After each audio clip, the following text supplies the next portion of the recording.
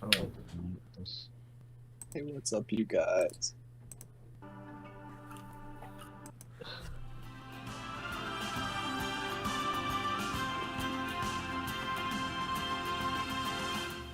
Hey, what's up, you guys? IAmTheLionRider, and I am back.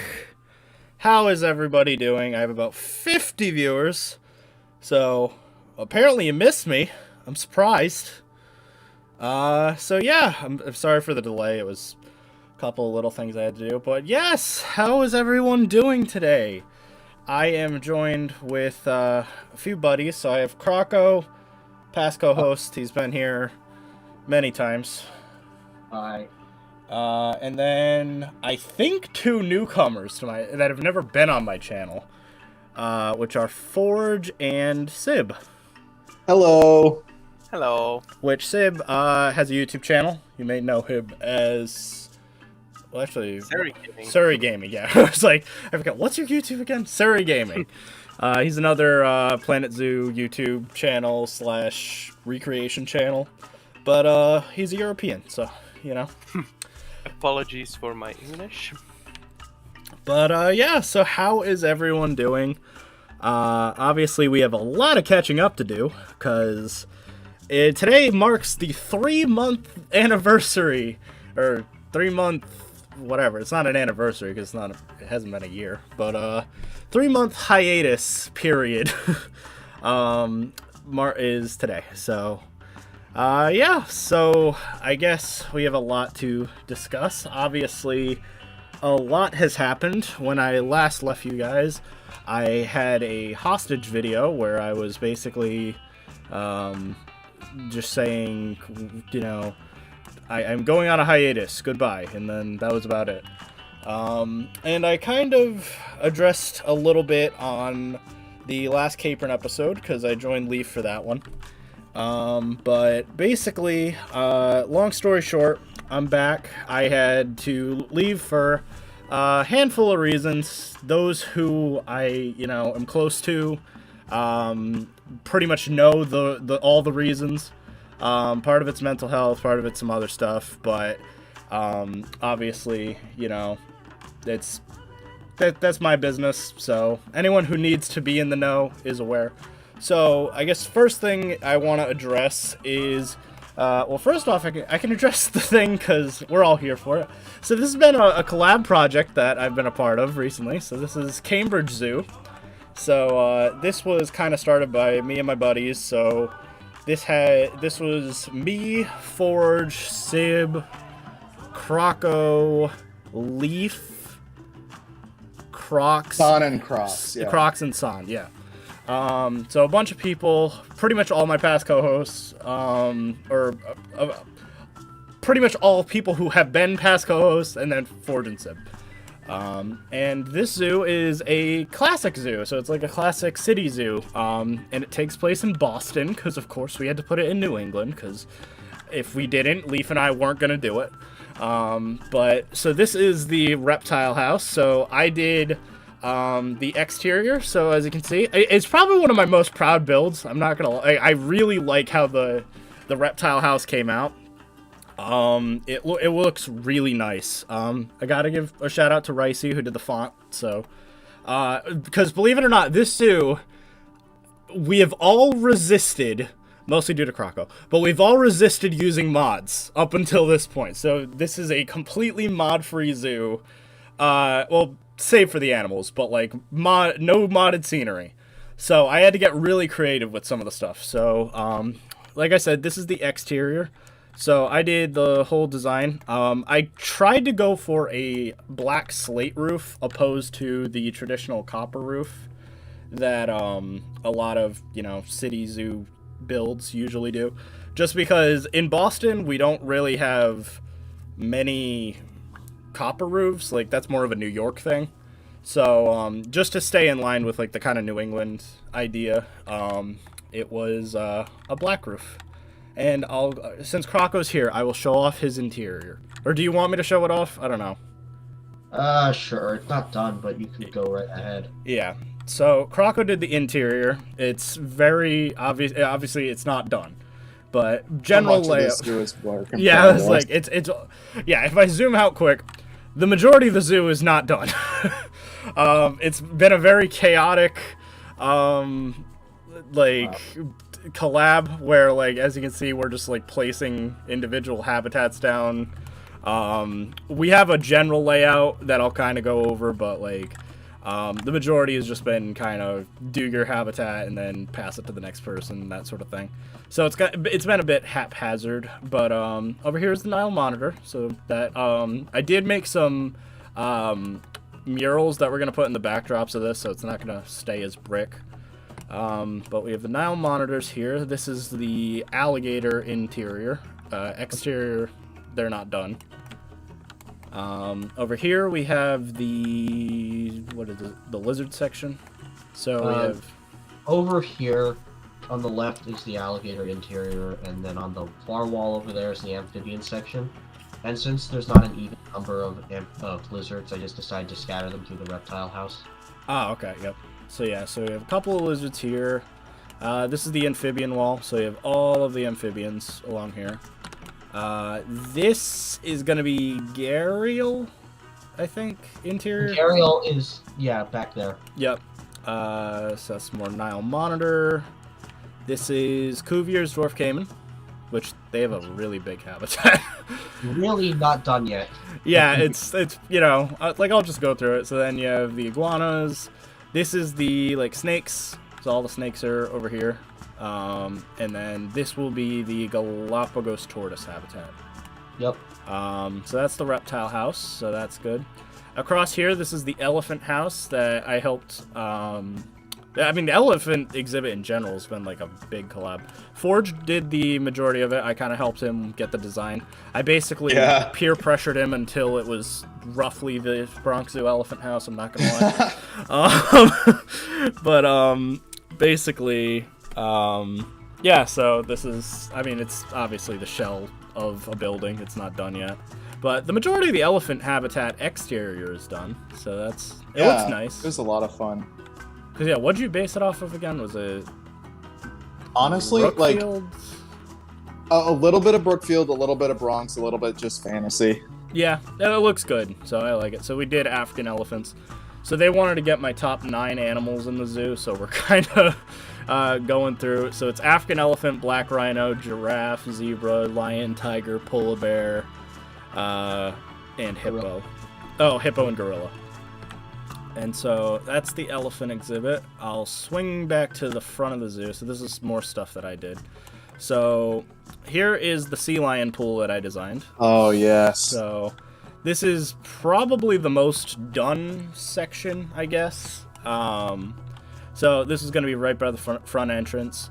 I based it off of Central Park. Look at oh my god, I want to thank all of you. Thank you for Kimmy the Cobra back with Lion Rider King. I appreciate it.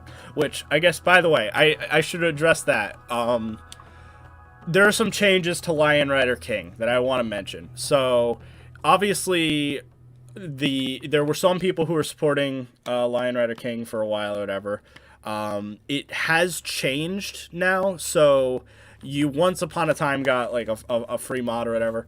Now Lion Rider King is basically just gonna be treated as like a way to just show extra support for me, and it'll just incentivize me to just make more mods. Because when it was a glorified commission basis, it wasn't really a good system. So right now I'm kind of treating it as like a donation system, basically. Like you donating or giving the extra money for the king role instead of like the normal member role and stuff. That is that really helps basically support me continuing to make mods for the community. So thank you, Kimmy, and thank you, Leaf, because Leaf also did it. I also want to shout out Leaf and Andy. They are they've been paying me through my hiatus. And I think now they're just on the cusp of getting the thing that I didn't think anyone would ever get, which is the Diamond Lion Rider tier. I am baffled, frankly, that anyone could even get to that. But Leaf and Andy are both very close to that. Let me unbox these. Let's go, Andy. So yeah, Andy, I thank you. You're still my #1 simp. It's fine. He likes that. Yeah, so I designed this kind of based off of Central Park, so it's got underwater viewing throughout the whole thing. You might see these plaster pillars and be like, oh, that looks kind of weird. I designed it intentionally because every zoo I've been to that has a sea lion or seal enclosure, they usually only have the faux rockwork on the top, and then the rest is just a concrete pillar. So, like, places like Mystic and Roger Williams and stuff, they do that, where the only place that actually has, like, the faux rockwork is, like, the surface level. So I wanted to incorporate that. And then, again, sticking with base game pieces. As much as I would love to use Sib's European pack, I have... Just those bricks. Yeah, I was like, I would love to use them, but definitely, I like the traditional brick. Which, again, like, I want to... Like, there's so much I missed. Literally, PK Beta came out, JWE 2 came out, you had... North America pack, the anniversary pack, the Europe pack, Sib released the European Midnight pack. There's a ton of mods that came out. There's so much stuff that like I missed. And so yeah, that's why I wanted to do this kind of big catch-up stream. But yeah, yeah, Andy's like $24 a year. Damn, Andy. So this was the lion house that I made. So we're still trying to figure out what we're gonna do with this house. But again, Lions. It's gonna have lions for sure, but we're not sure what else we're gonna do with it. If the interior is gonna be functional for the habitat, if it's gonna be whatever.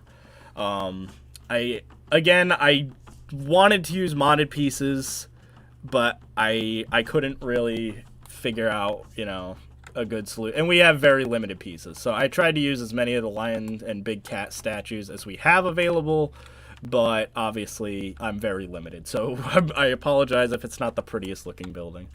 Similarly, I did the insect house. This one I'm actually proud of too, because I thought to use the butterfly lights as like limestone statues. So that was kind of a thing that I was like, oh, that's kind of clever. Because we don't really have insect props. So in order to do that, I kind of used the sacred scarab beetle, North Africa sign, made those white. We did have this relief, which I'm glad about, because that kind of acts as like a central area. And then the butterfly section. Okay, this is a good question. So Smaggledaggle's like, quick question, will there be more Roger Williams Park Zoo update videos in the future? The real life ones. I am open to it. So yeah, now that I'm back, because there was a lot that happened at Roger Williams the last 3 months. I did want to cover. Like, I remember going to the zoo numerous times, and I was like, there's a lot I want to cover, because as a rundown, and I probably will cover them. So I'm actually going on Sunday with Leaf and Dill, and we are going to. Maybe I'll record it, and we could do what's new at Roger Williams Park Zoo, December edition. But there's a lot. So obviously they basically redid the entire eagle enclosure, which is a good and a bad thing, and this is why I hate having a recreation, because they change everything on me. But they basically redid the entire bald eagle interior, so they trimmed all the bushes. It's very, I guess, industrial now. So, like, they have a new shed that they built. They were painting it the last time I went. They also gave the red wolves a new shed. The African crown crane enclosure, it's still closed because they're still doing these crazy renovations. There's no way it's just still for African crown crane. I refuse to believe it. They built like this massive building back there, and I think they're definitely putting something else in that enclosure, because it's so weird to build an entire area like that for African crown cranes. So I think there might be something else small going in there with them or something, because I have no idea why they would build a whole new area, tear down the whole thing, and like, it's a crane. The crane could kind of go anywhere, So it was weird that they're like, no, we're closing this down. And it's been closed for a good 6-7 months now. Literally since the last video I did, which was like July or something, or June. So that's a big thing that I do want to go back and, check in with the actual zoo. Debatably might even start doing like other zoos, like Capron or something. That would be cool. I might want to go to Mystic again because I haven't been there in a bit. Unfortunately, I think some of the belugas died since the last time I covered Mystic, so I think they're only down to 5. They said they had 8. They're down to 5, I think, which is kind of evidence for why I didn't really think that we should get more belugas in the first place. But I don't know. So I hope the remaining ones do okay. Because I obviously I like the belugas at Mystic, but yeah, I feel like it might have been a case where they bit off more than they could chew, and obviously they came from pretty rough conditions, so they probably weren't in the best health to begin with. So yeah, it's kind of a shame. But yeah, I would love to get back into doing some real life zoo stuff. So I guess I'll show off the interior quick. It's very basic, but basically you have all the insects in the game, just in a nice compact area. So I was debating, do people want me to make this a blueprint for them? Because it's literally a nice compact insect house with every insect but one in the game. It's only missing the snail. So I think it's not actually a bad thing, like if you just wanted a quick like blueprint to place down. So that'd be a thing.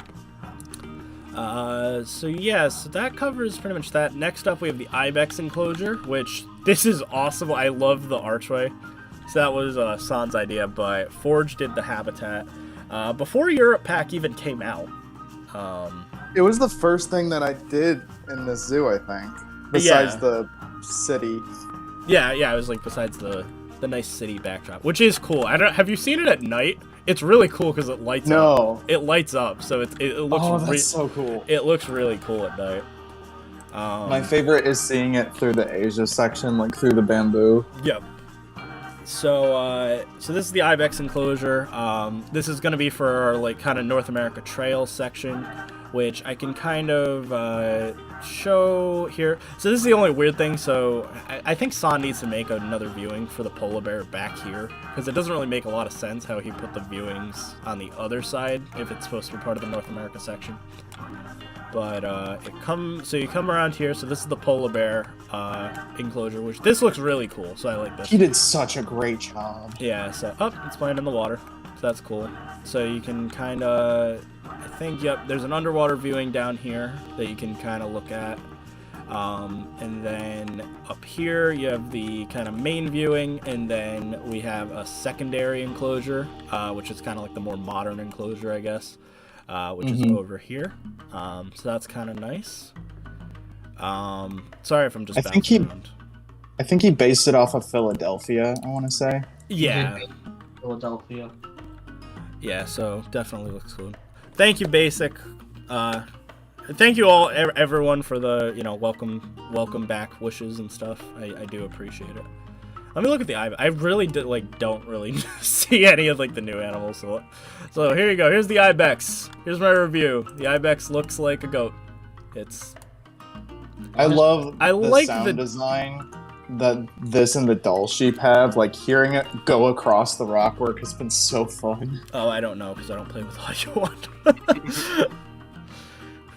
That's it. Like I don't know. So that's part of the thing is like I hate to to be like the modding and stuff. That was the issue with this specific pack was like and kind of North America to some extent, but it was just a case where like most of the animals were like already mods, and these obviously look better, but not so much better that it's like noticeable. Like, oh wow, this is missing from the game. It's for me, it's just kind of like, yeah, they were kind of here. This is it looks like they just kind of got like a nice little touch up. You know what I mean? But they definitely look a lot better. Like I could definitely see that the it's nice that it's definitely different enough from the doll sheep, which is really nice. Yeah. Because yeah, that'd be the big concern, is like, oh, it's another, like, you know, total clone. No, that you could definitely tell they made the difference between the goats and the sheep and stuff. So what should I do next? I'll just round out North America to show off the last habitat I've built so far. So this is the thing I did recently. So this is the jaguar enclosure. So this is based off of, it's not totally done yet. I still have to tidy up the sides and stuff. But this is gonna be a Mexican-themed enclosure. So I was kind of salty that North America didn't get a scenery pack. Animal pack was cool, but like I really wanted to build some scenery for North America. So I kind of took it upon myself to kind of take out that frustration here with the Mexican fortress build, which I do really love the Europe stone. It is really good, and the decals look amazing. So I really wanted to build with them, but I didn't want to just do the same kind of, oh look, we're building Amsterdam like everyone else is doing lately. So I like this, that like I did like kind of like a old Mexican fort. It does look like Sugar Pines, or no, not Sugar Pine, Foxborough's lynx enclosure, the Spanish lynx enclosure that Leaf did. So I will definitely say that. I feel like the colors make it different enough, though. Yeah, and then like obviously like, you know, I like the Mexico flag, so I did that custom. It was funny, I was like, has anyone made a Mexican flag in the workshop? And no one had, weirdly enough. So I was like, okay, I guess I'll just do it myself. Didn't you take like Haribo's Italian? Yeah, so I took Haribo's Italian flag because it has like the kind of the waviness by default. And I was like, okay, cool. So I'm just gonna, you know, so that's available on the workshop. I have a lot of blueprints from this habitat on the workshop. So if you go into my workshop right now, you'll have the Mexican flag, this ruined wall piece, which I really like, because I was proud of how it came out, like mixing the Europe stone with like the South American temple pieces and stuff, because I think it looks really cool. So hypothetically, it's flexi-color, so you could change it to be just kind of a normal medieval castle destroyed wall if you want. It'd probably be a pain, but you could do it if you have the time and patience. And then similarly, I added a hot wire, which, how has no one else made this on the workshop? I'm really confused by that. No one has ever made hot wire for exhibits. Because I feel like everyone was always saying like, oh, net over the enclosure, net over the enclosure. Who has time for netting? Like, I respect people like Crocs and Haribo and stuff who take the time to do custom mesh fencing and netting and stuff. But no, just there's ways to get around that. And so I just hot wire. That's the best way to get around big cats. You make high fences and then hot wire, and that's enough. And then as long as you have some barriers like the glass, and I like this. I had like a little peephole that you could go through. Yeah. And so that's kind of nice. And then a lot of people were like, oh wow, I didn't know you could do transparent billboards. It's not transparent. It's just me being really clever with copying the cobblestone wall texture and then just having a custom sign. So that's kind of how I've been getting around custom signage.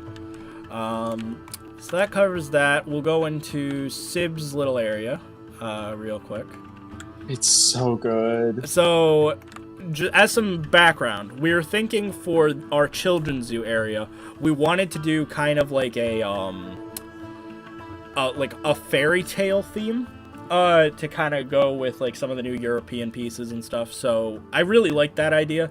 So what Sib did was he kind of made this little traditional European cottage restaurant, which also doubles as like a kind of pseudo holding for his badger habitat, because he has a kind of like a fox and the badger fable story area. So, let me see. So you go in here. I mean, this hallway is not the prettiest, but then you go into his restaurant, and it's like, whoa! Because I love this restaurant. So he made a functional restaurant, so it uses the new restaurant pieces, and I'm pretty sure you can go over here. Yep, you order your food, you can see it. I didn't know they cook. Did you know that? I didn't know they actually... Yeah, they had like a kitchen. Yeah, so they have a kitchen, and then you order your food over here, and then you come in, and then... So, when they say restaurant, it's basically still like a quick service restaurant, right? Like, Probably. glorified, because it's basically just... But you sit down. Yeah, I was like, it's because it's not really that different than like Chief Beef or something where you'd go grab the food and they'd sit on a picnic table. The only difference I see is like instead they sit on one of these tables instead, right? Like it's not really that different.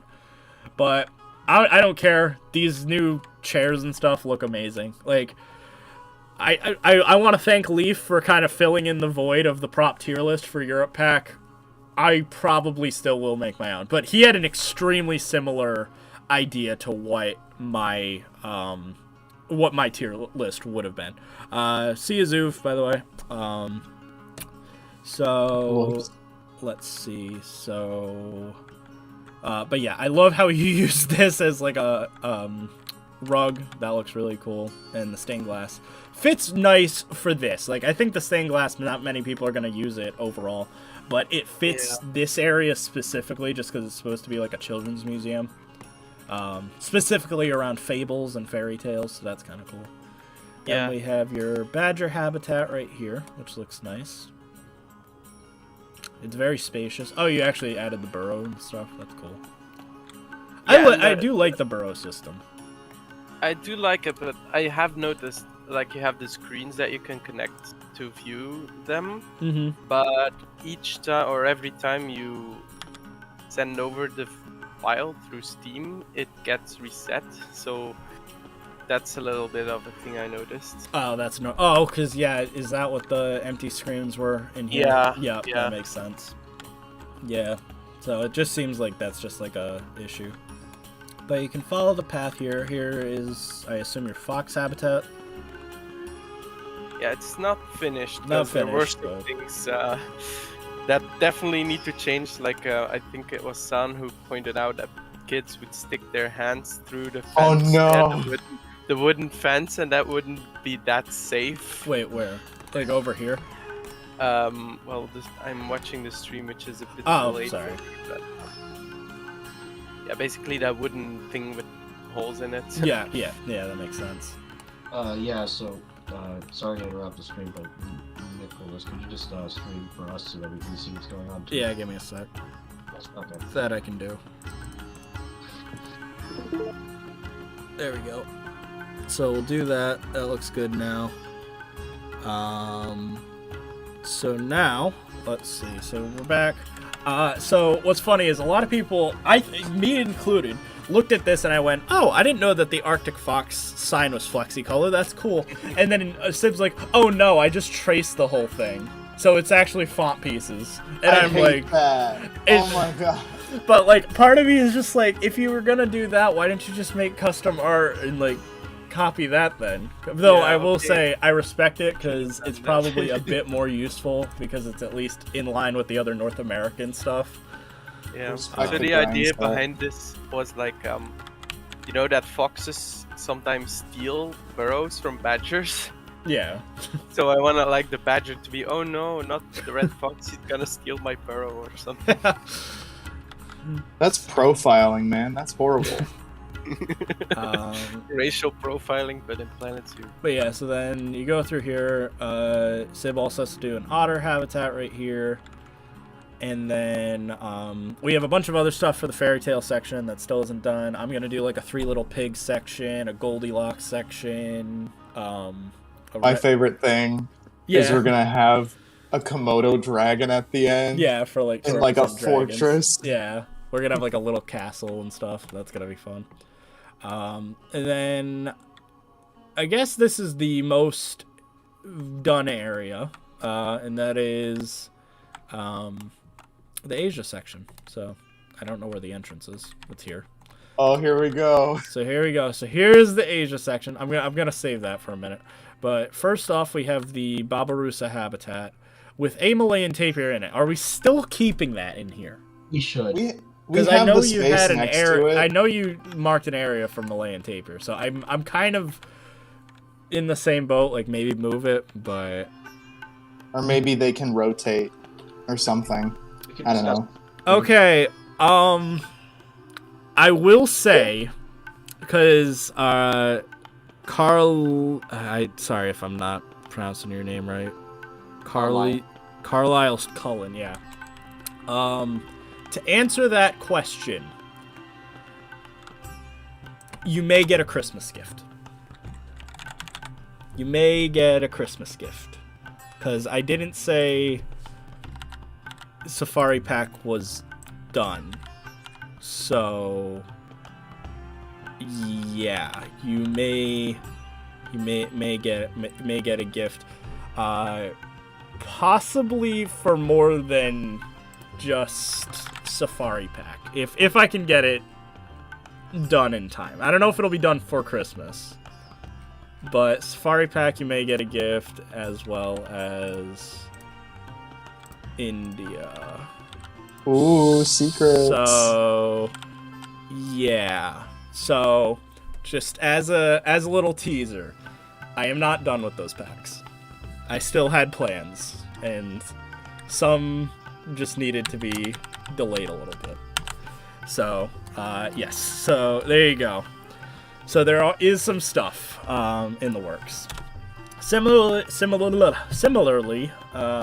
we're also working right now on custom billboards behind the scenes. NDP and I have been trying to get them. So I got a replacement version working. So if anyone saw back in my day my video where I did custom t-shirts, or we need custom billboard t-shirts and hats and stuff, I'm in the works right now thanks to the memorial wall. So I posted about it on the modding Discord, but we are looking at it, so hopefully that'll be good. I'll show that off with the next project, Leaf, in the next zoo that I'm going to cover. I will show off some Outback Pack stuff. But so this is the Binturong habitat. It was made by San. It's Wait. Barbarossa. Barbarossa habitat. I always get the names confused. Barbarossa habitat. Yes, that is what it is. It's a pig habitat. And then I'll save him for last. Here's a hornbill habitat. It's a hornbill. It's a hornbill habitat. That's all I gotta say. This is the tiger habitat made by Forge. I really like this. Oh, is it diving? Is it diving? It's like the shallowest water. How is it doing that? See, this is... I mean, it kind of looks cool, though. It's at, like, that right level for, like... I don't know if you... Do you remember the old Zoo Books commercials? Oh my god! And, like, where they're like, and it comes with a tiger poster, and the tiger poster is in the water. It kind of looks like that. But it looks really cool. So that's... I really love that viewing area. It took so many tries to get right, but yeah. Thank you for your help on it. Yeah, so I really love this area, so it kind of fits the theme pretty well. But yeah, I like that. Yeah, I like this area because originally we were gonna use some India stuff, and then it kind of changed, and we're like, no, what if we went for like more cooler colors so that it fit with the other, bamboo forest theme that we were going for. The moss and the mulch together. So the moss cobblestone with like I think this is the bark texture, whatever. It looks really cool. So it makes it look more like a naturalistic path. And I think that's the wood chip path. Or yeah, same difference. It's like whatever. But yeah, it looks really cool. I like the bamboo glass viewing. That's cool. You can see San made that barrier. And I was like, what if I do that with the glass? That could look cool. And it ended up being really, really nice. Yeah, this looks really, really cool. So, that is that. Where are the dolls? Dolls should be... Where are the dolls? Right there. Oh, they're around here. So this is the doll habitat before we get to the ultimate one, which is a surprise. But here are the dolls. It's a doll habitat. They look good. I like dolls. Who doesn't? This is the main viewing. I like how it's a long habitat, like so that they can... It's not like wide or anything, but like... How many dolls are in here? 10. There's 10. 10? Dolls. Yeah. What? You put 10? I didn't put in 10. San did. Oh. What? I need to talk to San. He did the same thing. He was gonna put like 10 Barbarossa together, and I'm like, what are you doing? He's like, haven't you heard there are herds of Barbarossa? I'm like, not in zoos. Like, in zoos, Barbarossa, like, I've only seen, like, 1, maybe 2 per habitat. You just get so excited. In St. Louis, we've got, like, 5 or 6 females on one habitat. Oh, well, I mean, that's crazy. And then one, like, gets separated to breed with the male. Yeah. Probably has 1 per habitat. Yeah. Yeah, I was like, at Roger Williams, we just have our male and female. San Diego just had 2 each at the zoo and safari park. Animal Kingdom only has 2. So yeah, that's why I was like, what? Like, but yeah, 10 is way too much. But yeah, but it's a nice habitat, so it looks really nice. All right, so drum roll, please, because this is the mascot of Cambridge Park Zoo. Cambridge Zoo. Drum roll. Now with RWPZ done. All right, so here we go. So this is the wonderful habitat made by Leaf for Scrungus, which is this is our mascot for Cambridge. He's a sun bear, and there he is. So Leaf did an awesome job with this habitat. And yeah, look at the guy. Gotta love it. Scrungus! Yes, Scrungus! So yes, I do love sun bear. So this is definitely amazing. But yeah, Leaf did such a good job with this habitat. Like, I love the logs, and it's a functional hammock, so that's cool. The climbing frame is really... He actually did a lot to get, like, this... To have, like, a good climbing frame, and there's a pool in here. The trench is nice. The viewing... He did this viewing platform, which looks really cool. So yeah, it's definitely probably one of the best habitats in the zoo. I like... Oh, I didn't even see the sewage drain. But yeah, that looks really cool. That's a good detail. Yep. That's a Leaf staple. A Leaf staple. Scrungus! But yeah, so that is Cambridge Zoo, everyone. So, well, for now. Obviously, there's a lot of zoo left to cover. We haven't even started Africa. Yeah, all of Africa needs to be done. Most of North America, most of the fairy tale section. Over here, this building is going to be a monkey house that was retrofitted to be a small mammal house. And then over yonder is going to be a grade ape house for modern animals. So I'm excited about the collab. It's been going good so far. So yeah, so I think it's time I finally address what I have done in my hiatus. So as many of you know, I normally didn't have much time to really play Planet Zoo. I gotta say the last 3 months have been some of the best times I've had with Planet Zoo since the launch of the game, because for once I didn't have the pressure of YouTube or the pressure of I need to mod, I need to get content out, Frontier's gonna, need me to cover this, blah blah blah. It's any content creator out there, even if on the outside they will say like, oh yeah, I love doing content creation, whatever, it's work. Regardless of whatever, it's work. If you see people who are doing daily videos and stuff, you need to give them credit, because they are busting ass, like, to get that out there. And like, I know it definitely will strain on your relationships, it will strain on your social life, it will strain on your mental health.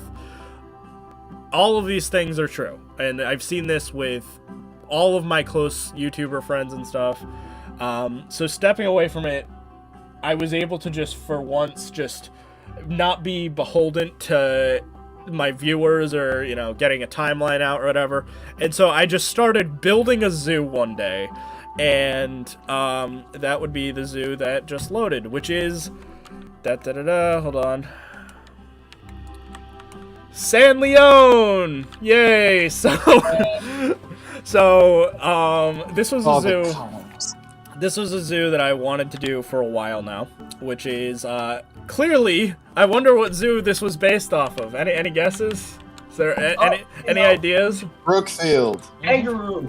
Antwerp Zoo. Kangaroo. So this is San Leone, and this is part like I basically built this zoo with two principles in mind. One, I wanted it to be very different from every other zoo that people know me for or have seen in the community.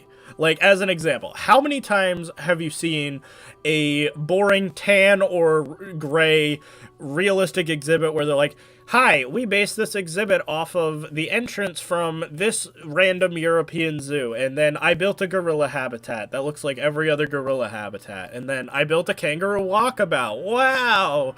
And I was like, I'm sick of that. I'm sick of seeing tan everything, and I feel partially responsible.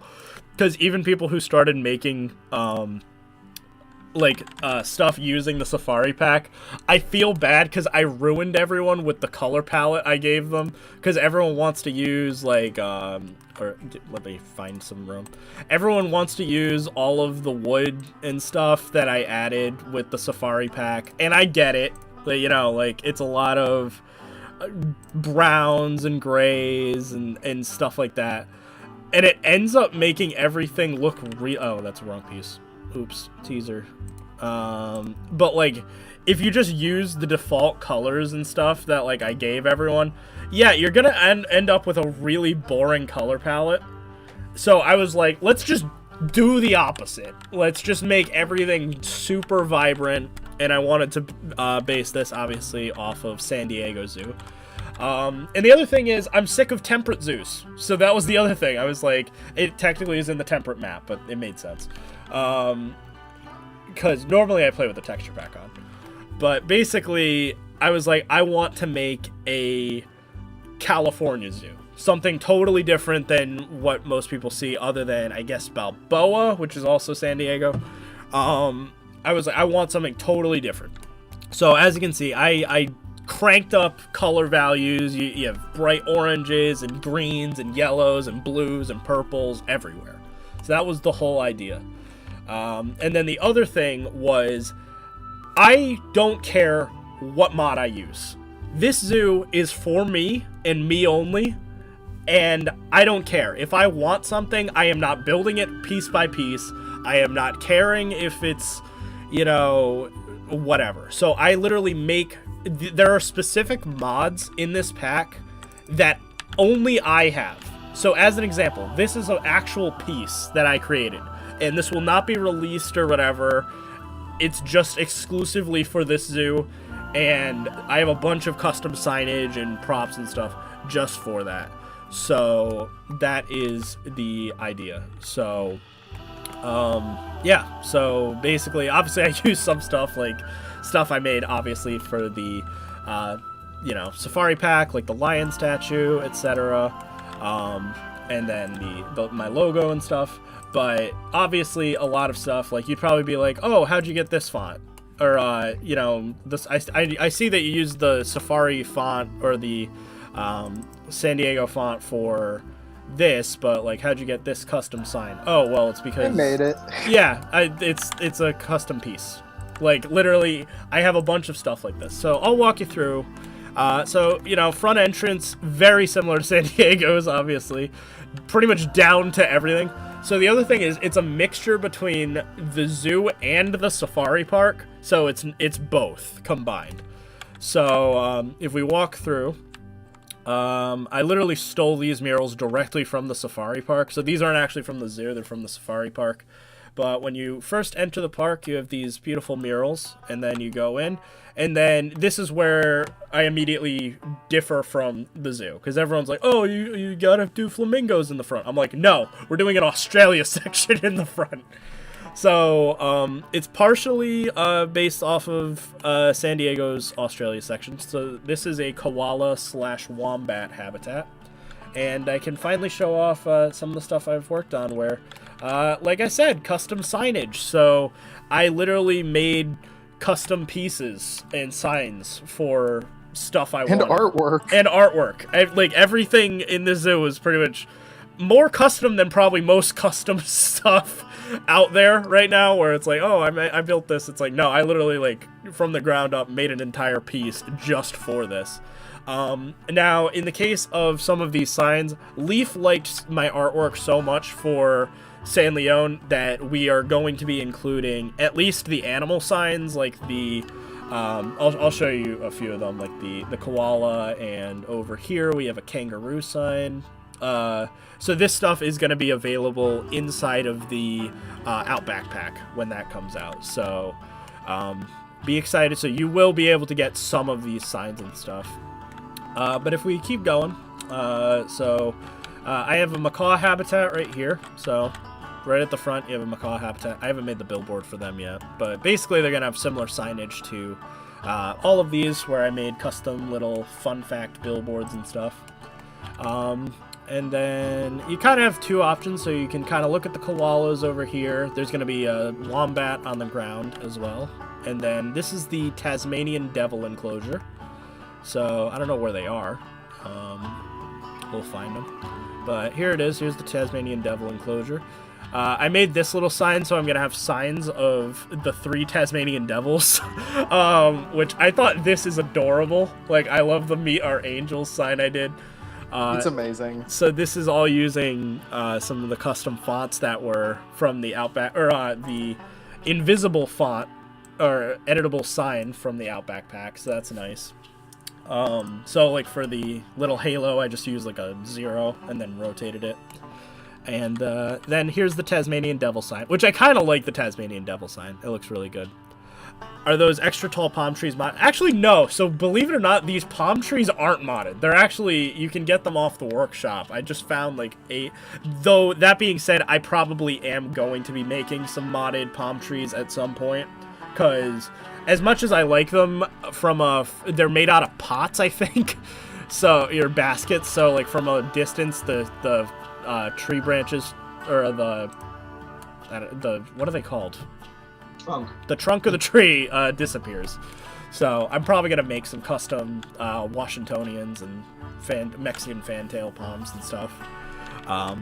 But I do like the color palette. I was able to get away with kind of experimenting with some different foliage options and stuff to get a unique color palette that is very unique from other areas. So that's kind of been cool. Using a lot more desert plants. Exits over here. You have the photo area over here. I kind of wanted to go for like a very traditional... There's a lot of Spanish architecture in San Diego, so I wanted to incorporate that a bit. Obviously, there's some stuff, some custom palm trees and stuff from the palm pack, and some other stuff.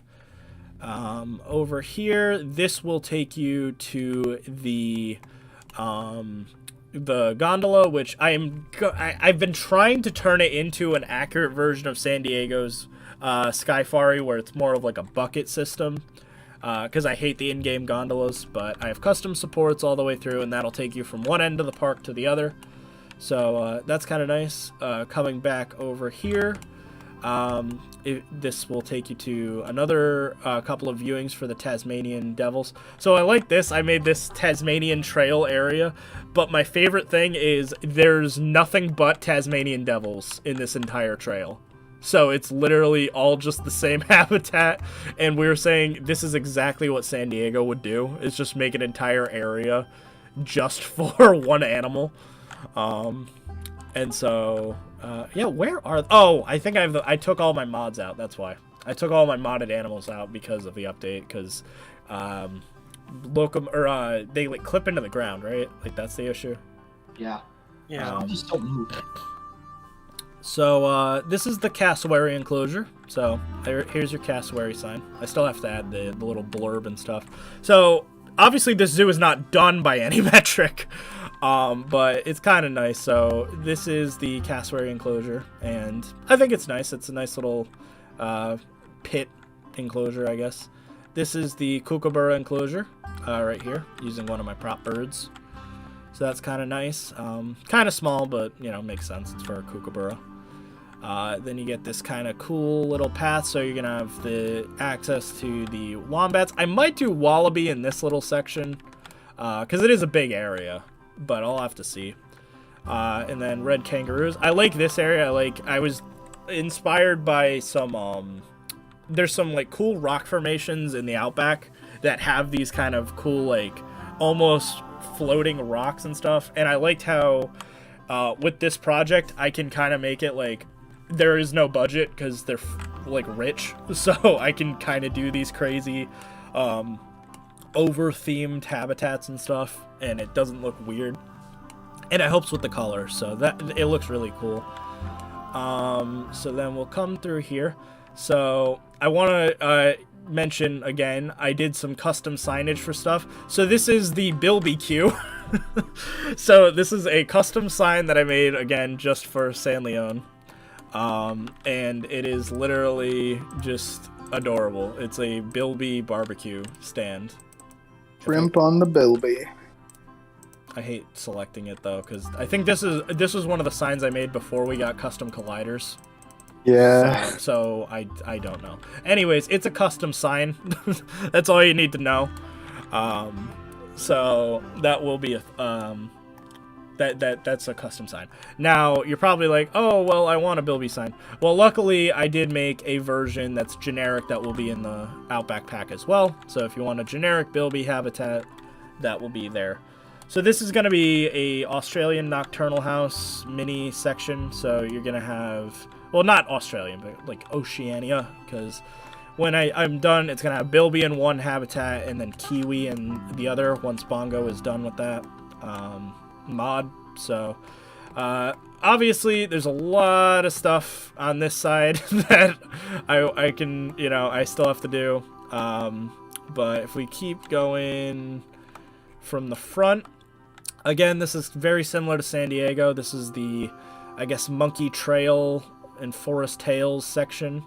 But I have a colobus habitat right here. Colobus monkeys. There's going to be bonobos down here. Or there are bonobos down here. How are you doing cheese? I think I did bonobo, just to be more... What did I do? Oh, I did do chimpanzee. I don't know. I don't know what I did. They're like the same. But there will be a mandrill / wolf squenon habitat here. There is this is going to be a Nebraska monkey and zebra duiker habitat over here. And then there's going to be like a tufted capuchin habitat in the center. And then I'll go down that. So this is the next custom sign and stuff. So I got to give my boy Leaf credit. He's kind of been filling the void since I've been gone. So I made a restaurant dedicated to him with again a custom sign. So this is De Petit Leaf, and it's basically I'm calling this like the kind of like vegan, overly expensive restaurant that you find in fancier zoos, where it's like you pay $20 for a salad. So. But I like it. It's obviously based off of the Galliford, or not Galliford's, that's a Southwick's. What is it called at San Diego? It's like their big gorilla-themed restaurant. I forgot what it's called. I ate at it. It was really good. But it's based off of that main restaurant that's in San Diego. And then you're going to have ground paths for all the monkey habitats. This is the chimpanzee habitat. It's fine. I think it's okay. It's not terrible. Is it? It looks finished. Did you finish it yet? No. There's a lot of stuff that is very unfinished with this zoo. Right. Similarly, you come in here. This is like a little conservation station type outpost. Oh, that just popped out of nowhere. Did you base this off of Congo Gorilla Forest? No. Oh, okay. No, not really at all. Like that's what was funny. Is I'm surprised I really didn't. So this is a view into the gorillas, and then this is a view into the chimps. But I kind of like the diagonal viewing angle, and so this is the gorilla habitat. So I based the gorilla habitat off the safari park, more or less. So I think it looks really good, though. I like the climbing frame I did. It used a lot of like the safari or it actually uses a lot of NDP's faux trees, which I think look really cool. I like that tire. Yeah, the tire, that was a nice little thing I threw in. And then the walls all use the Serengeti rocks, so you get some nice, cool, nice cliff sides. Like the rock work definitely feels more elaborate than most zoos and stuff. And then we kind of go into the area that's definitely not done. This is going to be some form of a Congo area. They're like a Western Africa area. So that's going to maybe be Okapi or Cape Buffalo or African forest buffalo, I should say. This is the African leopard enclosure, which is not done because, like I said, I hate doing netting, but I'm going to have to net over the entire thing. But I did like this, so they have a little tunnel that they can go in to go from one habitat to the other. Very similar to San Diego, and then I still have to do a climbing frame for it. I used a lot of the Jurassic Park pack plant, so if anyone saw, I updated the Jurassic Park pack to include a ton of stuff. Oh, it's so good. Yeah, I know. There's so many packs and stuff that I've kind of shadow dropped. So that's the thing. So I'm joined with Forge and Croco. Did Sib leave? I don't know. I'm still here. Sorry. Oh, Sib's just been quiet. I don't know what to say looking at all this like awesome stuff you built. You're good. But I'm joined with Croco, who's been on the channel before, Forge, and Sib, who are new. Sib has a YouTube channel, so it's Surrey Gaming, if you want to look it up. He's another Planet Zoo channel. I frequent Leafs channel. Subscriber niche Leafs again. I frequent Leafs channel. That's true. You've been on a few of Leafs videos. So, even not as a host, he's just like, Forge did this, and it's like, okay. I frequent Leafs channel. I like that, though. Oh, this is a little thing. So this is also a blueprint I put on the workshop. So a lot of people always complain like, oh, I wish the bamboo in game like looked better. What I think a lot of people forget is we actually got custom bamboo pieces, like individual rods that are like flexicolor in South America, but no one ever used them. I don't know why. Like, and so that like always bothered me. So I basically made a blueprint that's just called Better Bamboo, and it just takes the normal bamboo that a lot of people use, but like adds in a few little stalks of custom bamboo with different colors and stuff. So you get like this much denser looking bamboo, so you can like cover up areas and stuff a lot more, which I think looks really good. So it beats the normal traditional bamboo that you can normally use. But over there will be a hippo habitat. So next up we have night vision. So this is my ridiculously expensive nocturnal house that would be probably the most elaborate, expensive nocturnal house in existence. But basically, the idea was like it's just gonna have multiple floors. It's got a bunch of animals. So without further ado, we'll go in and I can kind of describe to you the layout. But like I said, custom signage for everything. From So- the That's outside, such a it good kind of name. looks. Sorry. Oh, but From that the is true. outside, Forge technically came up with the name. I will say that. So I have to give Forge credit. You did come up with the name, and I And really then do you like said, it. I can never use it. It's just you. Yeah, that is From a great name. The outside kind of looks like one of those big hangars that NASA would have. That was kind of the idea. Is I really like the really brutalist art style that World of Birds at Bronx has. I don't really like World of Birds, but I like how it's a disgusting looking brutalist building.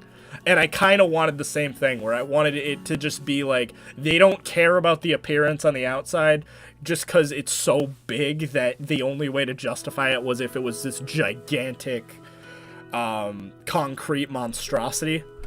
So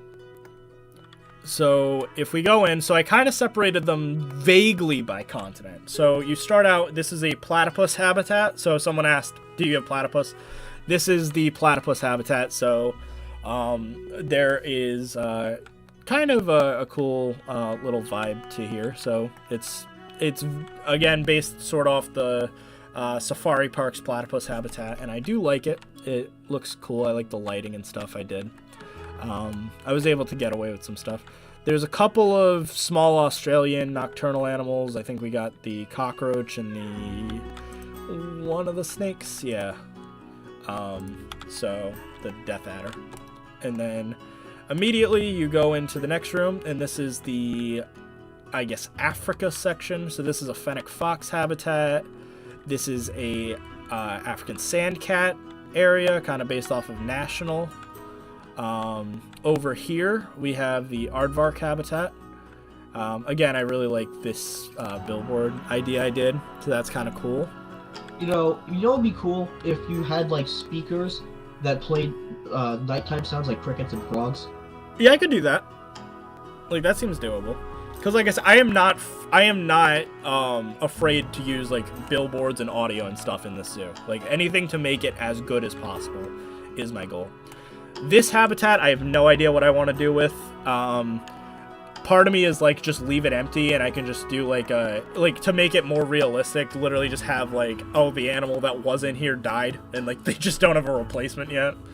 And then you have the sacred scarab beetle. So this area is from this point on very under construction. None of it's done really, but this will be a bat cave section, and we're gonna have bats in this entire area. And Leaf and I are already working on some bat mods in the background, so hopefully I can get those done kind of soonish. I know I need them for capering, but there's some other stuff. So this is a centipede habitat, which works because bats eat centipedes, so that was kind of a nice centerpiece. It's actually the other way around. Oh, is it? The centipedes eat bats? Yeah, the Amazonian giant centipedes eat bats as they're flying out of the cave. Oh, well, that's horrifying. That's why they're here in the first place. Yeah, so there's gonna be, like roughly 2 bat species on one side, 1 bat on the other. So it's gonna be a big bat area. Then this is where it all kind of falls apart, rough area. But long story short, there's gonna be a tamarin species here. You go down, there's going to be some exhibits here. This is going to be the snake hallway. There's going to be a green anaconda, yellow anaconda, boa constrictor. Then you're going to have kinkajou on one side, kawadi on the other. You go into here, this is going to be like a feeder section. You go through here, this is going to be howler monkeys. Then you have Cuvier's dwarf caiman right here. And then you get into what I consider to be like the coolest part of this area and why it's kind of cool. This is going to be a giant day-night cycle jaguar enclosure. So it's going to have jaguars on one side, and then tapir. Well, jaguars are going to be on this side, and then tapir and capybara on the other side. Both are going to have outdoor exhibits as well. But this is just going to be a cool thing. So it's going to be a giant video projector that will change the time of day from day to night, which is kind of cool. Then going through here, again, we go into the lower area. A bunch of stuff is going to be here. Binturong, clouded leopard, kinkajou, sloth, a whole bunch of things. A pangolin, bunch of stuff. Not done yet, so I'm not even going to dwell on it too much. But I am excited to get that all done. So then we have the elephant habitat, which is kind of the center of the zoo, and so kind of a mixture between San Diego and National here. So there's going to be a bridge that you can go right over the elephant enclosure. It's going to be African and Asian combined. The elephant house will be over there. What's funny is I made an entire brick set just so I can work on the elephant house, and then I added it to the Jurassic World Evolution pack. So if anyone's wondering about this brick set and they're like, where is that in JWE? It's not actually in Jurassic World Evolutions. I just made it up just so that I could use it for my elephant house. So if anyone was wondering where this came from, that's where it came from. I just needed it for an elephant house. But this will be a full elephant habitat. I'm not done yet. Then you have this area based off the safari park that looks out over the savannah. You can either take the elevator down or go down the staircase if you're a madman. You have a hot air balloon ride, because, again, this is vaguely the safari park section of the zoo. Like, once you hit this, it's like, oh, this is clearly a safari park. But going through here, we have my area, which I regret even making. So I was working on this, and I was like, oh, I want to make a meerkat habitat. And Son and a bunch of other people were saying, it's too small, it's too small, it's too small. And then when I got to this height, I'm like, okay, is this fine? Yeah, that's about right. Look at how small the meerkats are. This is way too big for that. Way too big. So I'm thinking of either redoing it and turning this into something else, like warthogs or something, or next species. Yeah. So, and then I don't even know. So now we get to the African section that isn't part of the savannah. So this is going to be for your lesser animals. So I wanted it to be kind of like a watery theme, like a river type theme. So you go through here. So this is the serval habitat. I wish I had the servals in because they actually work really well. But we have servals here. This is striped hyena, which I still need to decorate a bit more. Going into here, so you're going to get a good view of the elephants from here, like right by the water. But then you also have a hyrax, klipspringer, and dwarf mongoose habitat right here. And then you'll keep going, and then the rest of the area I'm going to have hamadryas baboons, enchiladas, African penguins, literally Africa rocks, basically. And that's the the short of it. It's basically my Africa rocks, but slightly different. I also made these faux acacia trees, which I know Bold used in Dunham Park, and it was exclusively like just because I was like, I could imagine them trying to do something like that. Like, I know the elephant exhibit in San Diego has the utilitrees, and I was always like, they're really ugly looking, so I tried to basically make some forms of utilitrees that are slightly prettier looking, I guess. Like, they're a little bit nicer visually. And I mean, the last thing that I've only recently started with San Leone is this area, which is my Himalaya section. Still don't know what I want to name it yet, but it'll be something Himalayan themed, and it will have custom signage and everything like the other areas. But hey, I need to get going, but thanks so much for having me on. Yep, of course. So thanks for dropping by. Bye, everybody. Leaf should probably be coming on semi soon, so because he said he just had a meeting and then he'll be on. But this is my very, very work in progress Himalaya section. Red panda habitat's basically done, but that's the only one really done. This is gonna be kind of cool. So I wanted to go for like a Himalayan Asian multi-tiered enclosure, I guess. So you're going to have a takin herd down here, markhor on this mountain, yak in this brownish area, and then I want you to look out where I have some taxidermy zebras right now. That's going to be Mongolian wild horse. So you kind of get like literally like a bunch of ungulates in each level. So that's kind of the goal, is that you can get some really cool sight lines that way. And again, it allows me to add a lot of Himalayan animals in one area. So Himalayan brown bear. I'm not doing the Himalayan brown bear. I refuse to do that. And then we have, this will be a snow leopard habitat. And that pretty much brings us to the end of San Leone for now. I have a bunch of other plans. This will be a giant panda habitat. I have an amazing area that I won't reveal yet because it's the greatest thing ever I think I've ever invented. I already have signage and stuff for it. It's going to be amazing, and it's going to be in the top left corner of the map. And then there's going to be a Madagascar section, carnivore section for some other animals like tigers. And then we're going to obviously do that big African savanna and Asian savanna. So that is all exciting. So this has been San Leone. So I guess we are now at the point where I've kind of shown off a lot of what I've been up to, I guess, zoo-wise. I don't know if there's anything else. To answer about Roger Williams, I want to do a stream maybe sometime in the next couple of weeks where I just finish it off. I just got to add the blueprint or the billboards in. So I basically just want to get it done. It's pretty much done. I've even like miraculously, like all my friends like bullied me into finally doing like redoing some of the meshing over like the gibbon habitat and stuff. So that's all good. So I really only have to do the netting over the snow leopard habitat and add the billboards, and that's it. So I should be able to finish it in one stream. So that should be good. Okay, it's going to be laggy as hell. You would think, right? But I don't think it will miraculously because, again, a lot of people like to use custom stuff, right? Like, they'll be like, oh yeah, this sign, I need to do it piece by piece, and they'll have a billion pieces. Because I just made props for the pack, the game, or the map runs really well, surprisingly. Like, it's really not that bad. The laggiest part is probably the gondola, and that's just the base game thing. But my other habitats and stuff really aren't too bad because I'm a lot more conservative with my piece count and stuff.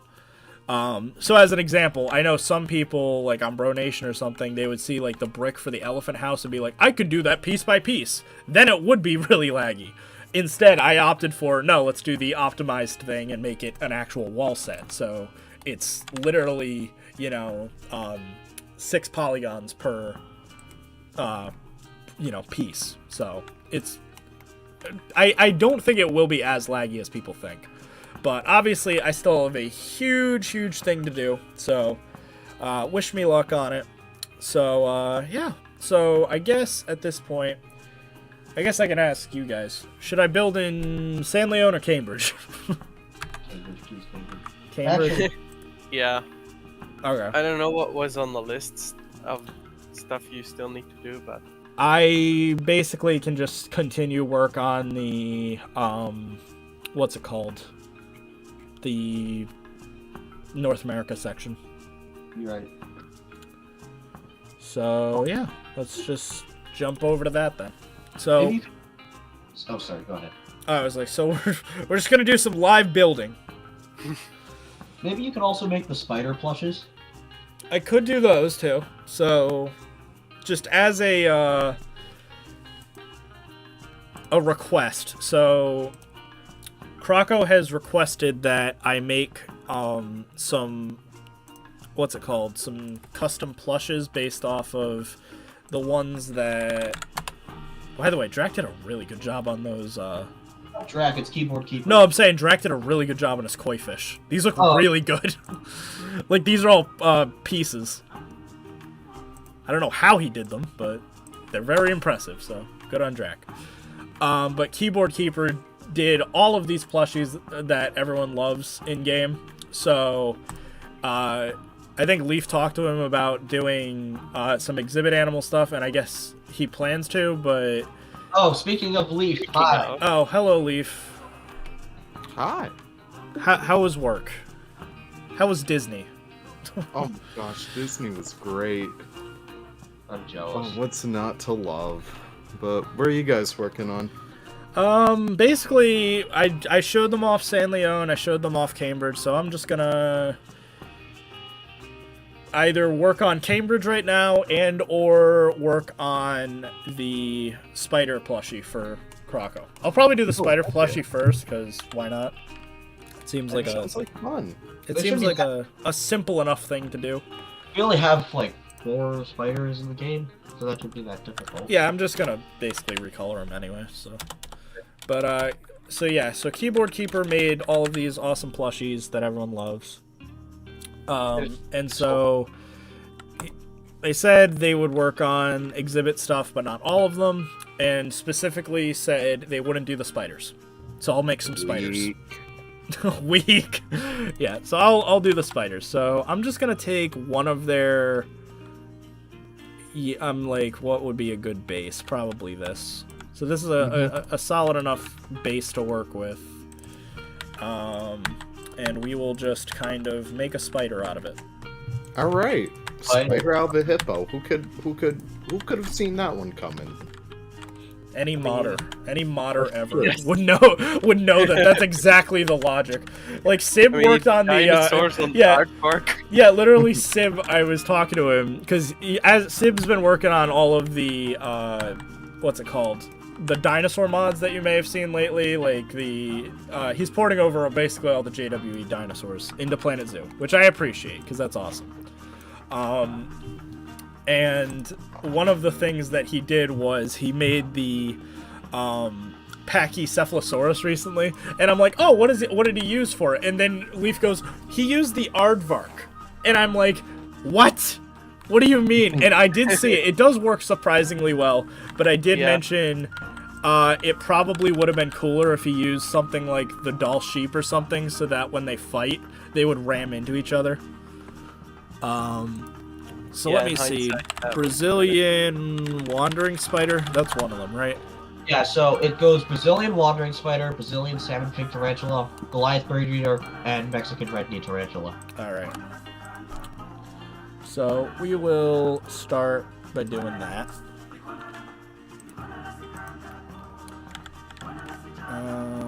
Okay.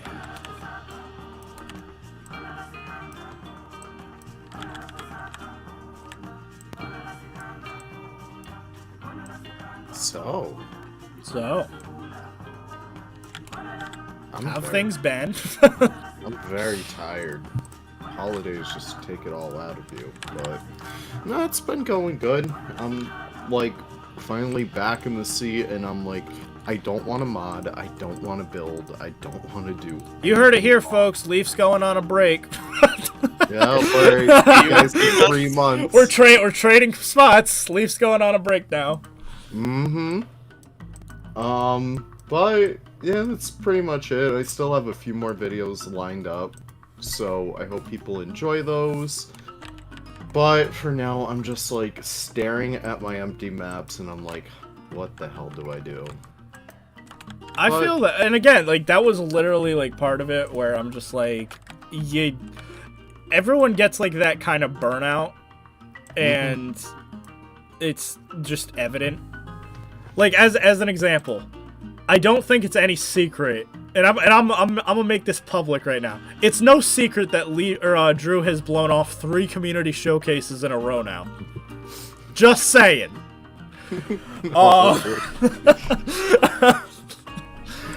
So, just saying, read between the lines. He doesn't want to show all the dinosaurs. Yeah, that's it. He doesn't want to show the... Yeah, he's sick of the mods. I am too. I'm kidding. I love the mods. But yeah, I have a few in the back catalog. Like I said earlier in the chat, the Humboldt is done. The Yucatan Spider Monkey is done, and it actually looks really damn good. But just I don't want to do UI for them, and that's the only thing holding them back. You don't want to do UI? Maybe. I'll do a UI. That's like You the want to do the easiest. UI? That's the easiest thing. Are you kidding me? Oh my That's god. why you don't want to do stuff. Yeah. I will say though, UI is I hate it too. Really? You I have gotta no build, like an UI is entire like the thing background I for don't. it. Yeah, I don't care. It takes me like 10 seconds. UI is poopy. Let's see. I'm trying to think of like what the best way to do the legs would be. Well, if they're plushies, I think you should just make thick legs. I feel like that would be very cute. Like alongside with the same gutter pieces, I feel like that'd be really You good. could use the new Europe pack pieces. But what does that mean? And hello, Crocs. Crocs is here now. Hi! So what is? Oh my god. So what Europe pack pieces? Give me an The example. new- Like the New neon ones. caps. What is a neon cap? If you look up neon or LED. Zoov, I'm not done in Foxborough yet. I'm finishing it up as we talk. LED.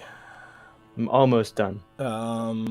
These. Yeah, like like the Among Us one. I don't know what that means. All the way The to your Among Us. left. This. No. Up. This Up. That one. Yeah.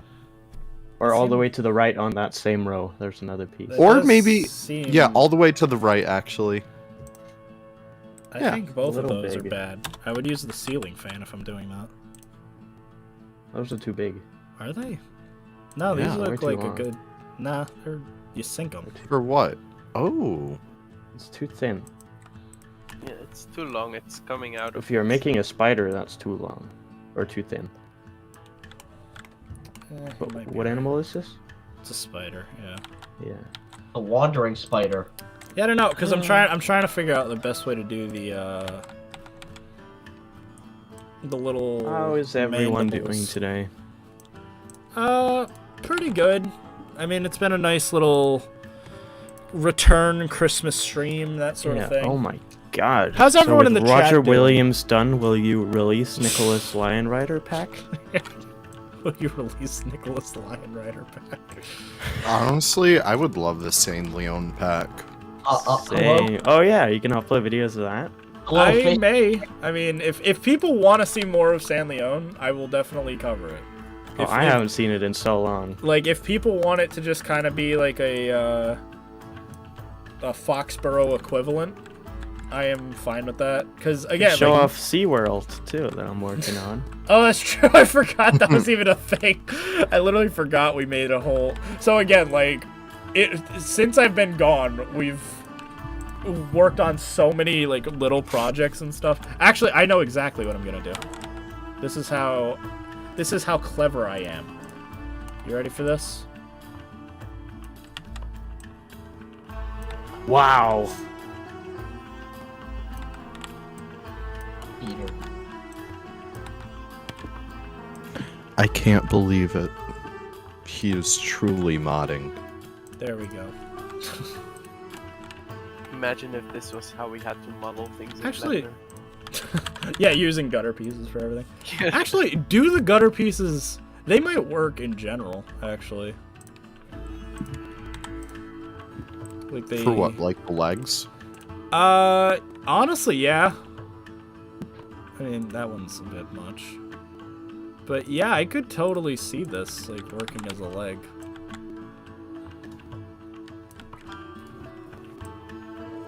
Zuv, you did a good job on Leaf's parking lot. Probably is going to make his computer explode. Leaf, I'm supposed to tell you to read that. I apologize. I don't know how to read. Oh. I need That's to try to make unfortunate. them semi... I'll hit you up, Zoo. Hello, Epic. He's not here. He's in... Yes, He's not here, but he is here. in our- Hi. In our hearts, he's here. You might want to add another entrance to Foxborough, Leaf. Yeah, Leaf. You might Or want is to add that a always third... the plan? Too. You need to add another third parking lot. Build some roller coasters, huh? God damn it, build some coasters. Don't tempt Well, you're not a real Bro Nation builder until you build something completely useless that has no. Oh! Ooh, shots just- fired. You just started a war right now. Yeah, well... It's fine. I use Bro Nation. I'm one of the bros, I'm even not though some scared of people you, don't think Trigger. of me as Come at one. me. Come at me. What are you gonna do? Vomit on me? Come back for like 5 minutes and you Ha. guys are already starting drama. Come.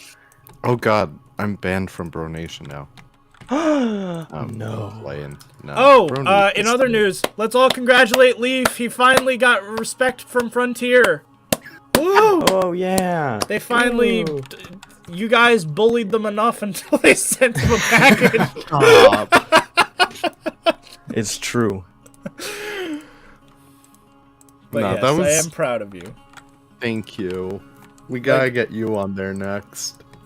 I don't They know if hate I him. will. Yeah, I don't know. They I mean, don't I'm like back him. now. I will literally, and That's true. I'm saying this right now because I have turned over a new leaf. I get it, because, like, If they want me to stop modding, I will stop modding. I'm gonna say that but they right have out. they have to explicitly tell Also- you to stop modding. I'm gonna say this right now because I probably should have started my stream. There are changes to my channel from now on. Number one, I will not be. Spider-Man Elsa. Yes. Burger King foot lettuce. Okay. Oh, that's But number one, I repeat, I will not be reopening my Discord. I know that's upsetting to a lot of people. But my Discord will remain off limits? I don't know. So should I just share like the modding and the Planet Zoo servers instead? Yes. So if you want to, obviously interact with me and stuff, I'll still be on, Bro Nation and the modding Discord and stuff like that. But IAmTheLionRider Discord is no more, so that will remain closed. As far as everyone knows, anyway. We all discussed it.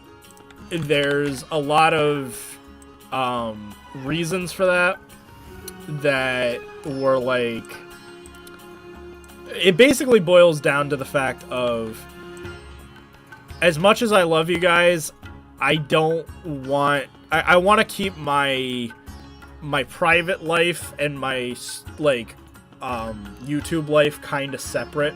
And so when I was like interacting with people on a regular basis and stuff, it was just causing a lot of like unnecessary headaches.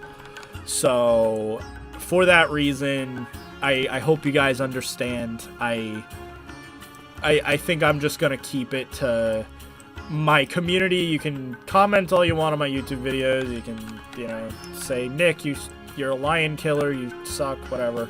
Don't care. On my YouTube, that's fine.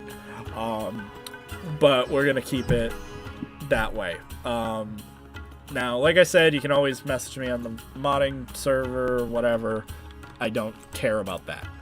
But that way I can just kind of keep it separate, like I said. Which I don't know. So maybe Leaf, if he wants, he can make a server. I don't know. Yeah, sorry guys, that's not happening. Why? Because he hates his viewers. Well, I'm a moderator on like 5 other that's servers. True. It's like, oh god. I kind of said the same thing where it's like I felt bad because like I had the I basically had the community in my pocket, because like I was friends with half of the moderators on the Planet Zoo server. I'm a mod on the modding server. I'm friends with everyone on Drew's server. I'm friends, like, it was just funny like that where I'm like, yeah, I mean, I feel like I already have enough. And then I had my server on top of all of that. That looks pretty good. That's a cute just gets to be too much at some point. It's a big spider. It looks really good. If I could recommend something, I would just make the feet fluffier, if that makes sense. And delete. Maybe just like use gutter pieces on the feet. I was thinking the same thing. So,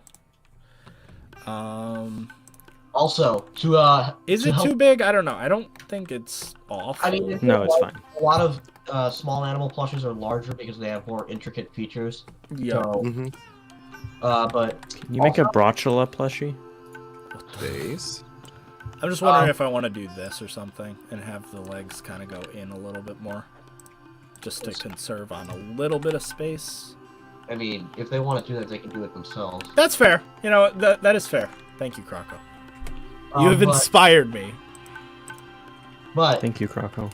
When you should rename the group so that people who don't know what this is can tell what it is. Like, just rename it to, like, Brazilian Wandering Spider. Yeah.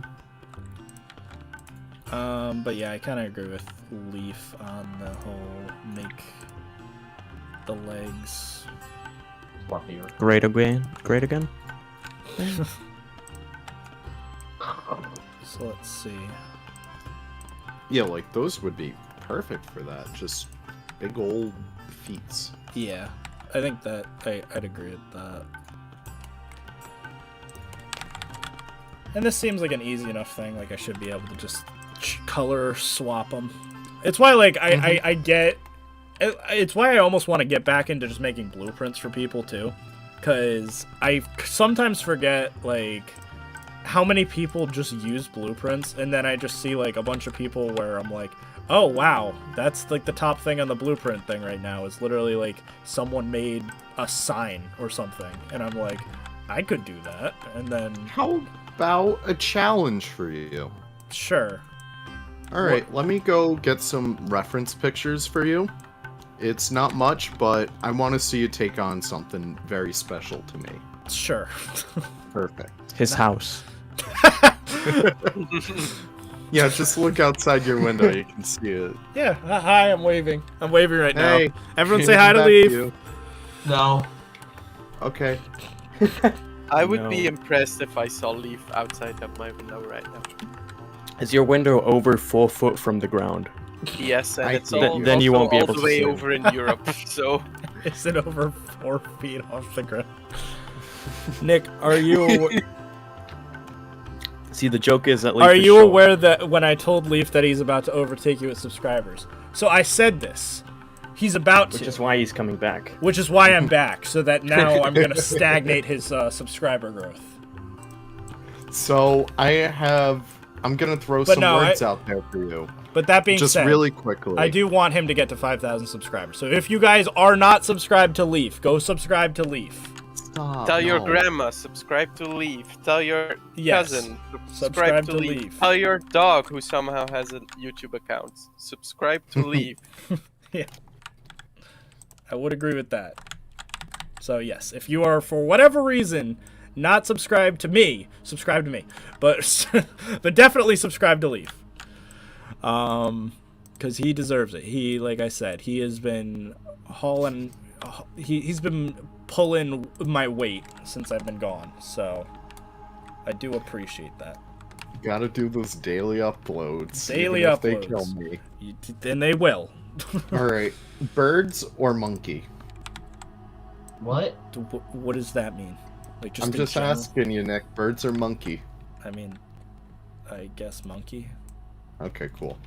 I think that's a cooler one anyways. What? I don't even know what he's going on about, but cool. Alright.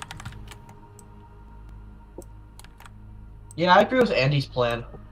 What's Andy's plan? Get the homeless to subscribe to Leaf. Yeah. Buy them a phone just to subscribe to him. Yeah. It's pretty epic. I just subscribed to Leaf yesterday just to spite Nick. Oh my god. Good on That you. was the key. Was just bully me until I came back. Alright, Nick. All right. Your next challenge is in Congo Kingdom. Okay. Hold Have on. fun with that. You have to do that right now. Oh, What no. is it? Hold on. No, Oh. I'll see. No, I'll see. What is This it? is literally what I. You guys covered. know how fast I build. Can you make I could do that. Yeah, that's easy. So Alright. But you yeah, haven't like, checked out prioritize Leaf's video- Krako's Oh, little... I mean, I could do the spiders quick. I just need. What are the other spiders? Give me a sec, because I'm just literally gonna be like changing the color. Like, it's not even. It'll take 30 seconds. So what's the Yeah. next one? Goliath Bird Eater. Goliath Bird Eater. This one is basically just brown. Okay.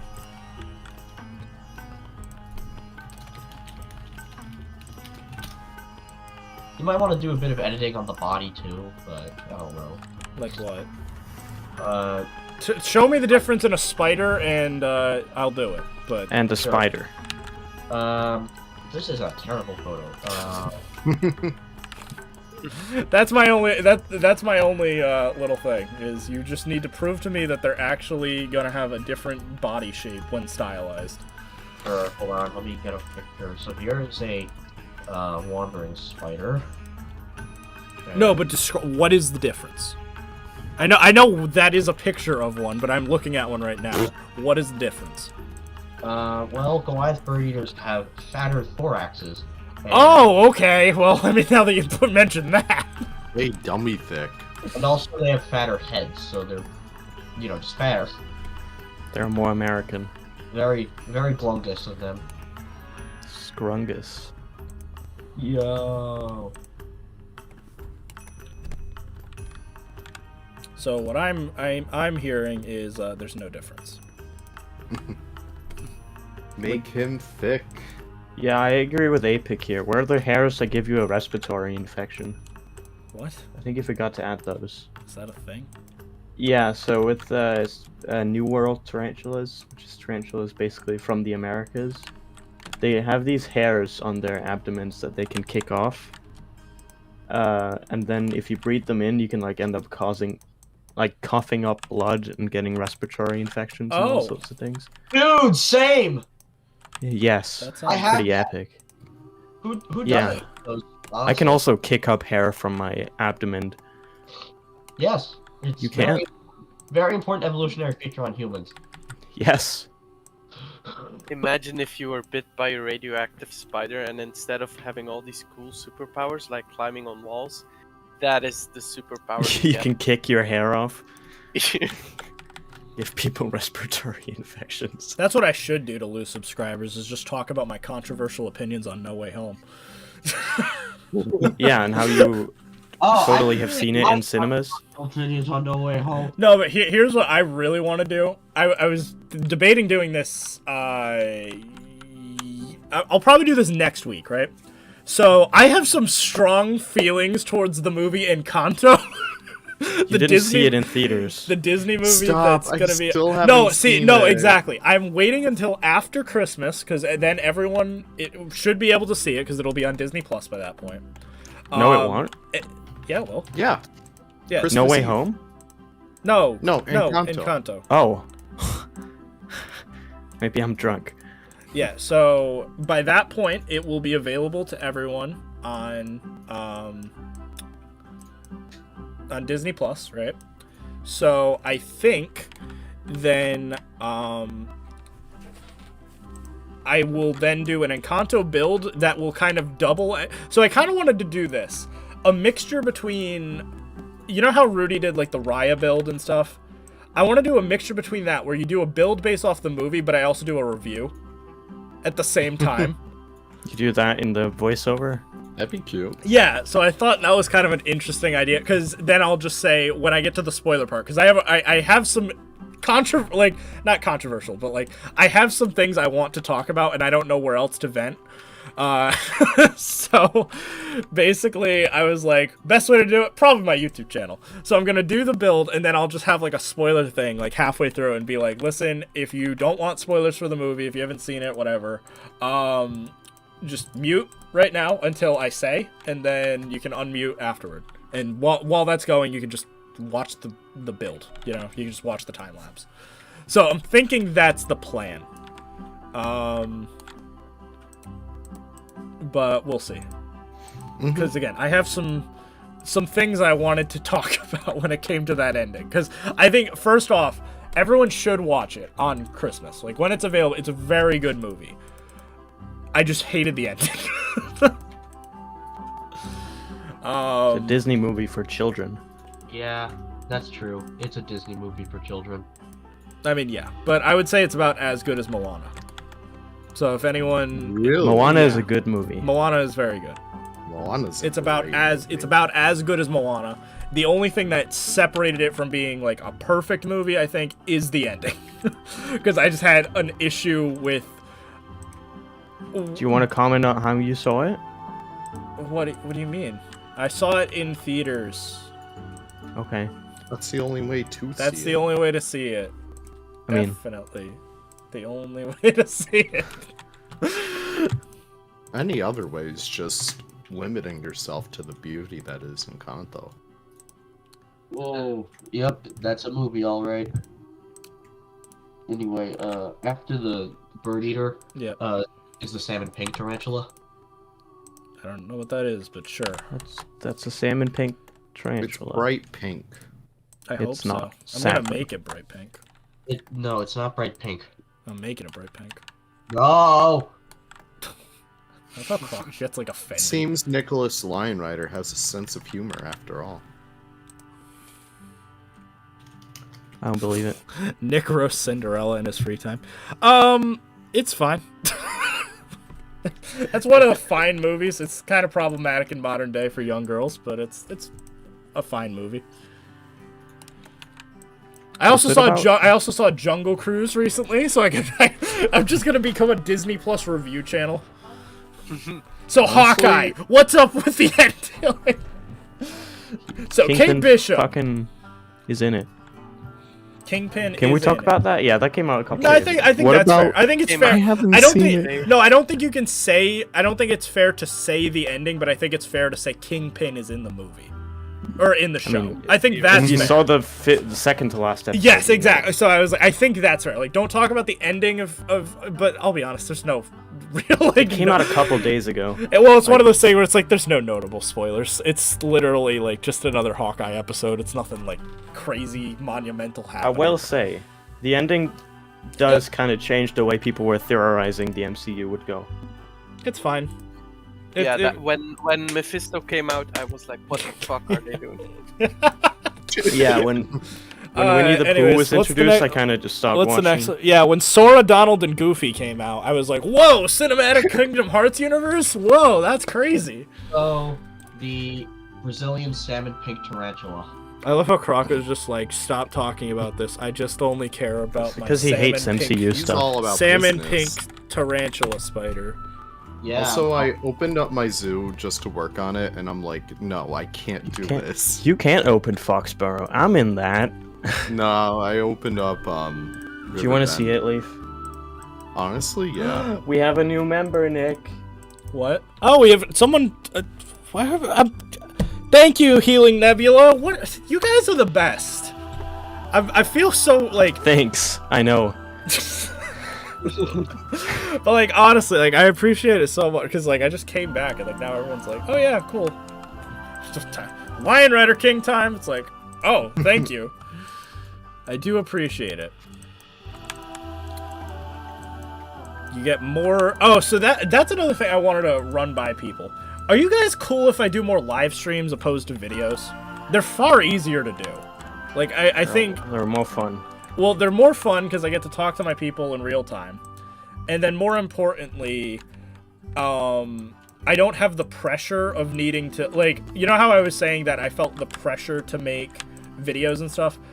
It was more or less, I felt the pressure to make time lapses. So if people are fine with, like, me not doing time lapses as often, it's a lot better for me. Because then I could just work on builds and stuff with... Right. Yeah, you're good. But I'd feel less pressure, I guess, to just, and I could just still work on stuff. So, apparently Andy is the Kool-Aid man. I don't know what that means. Good. Oh. Kool-Aid man. I don't know. They seem to like the more live streams idea, by the way. Oh, okay. Well, that's good. Because I appreciate that.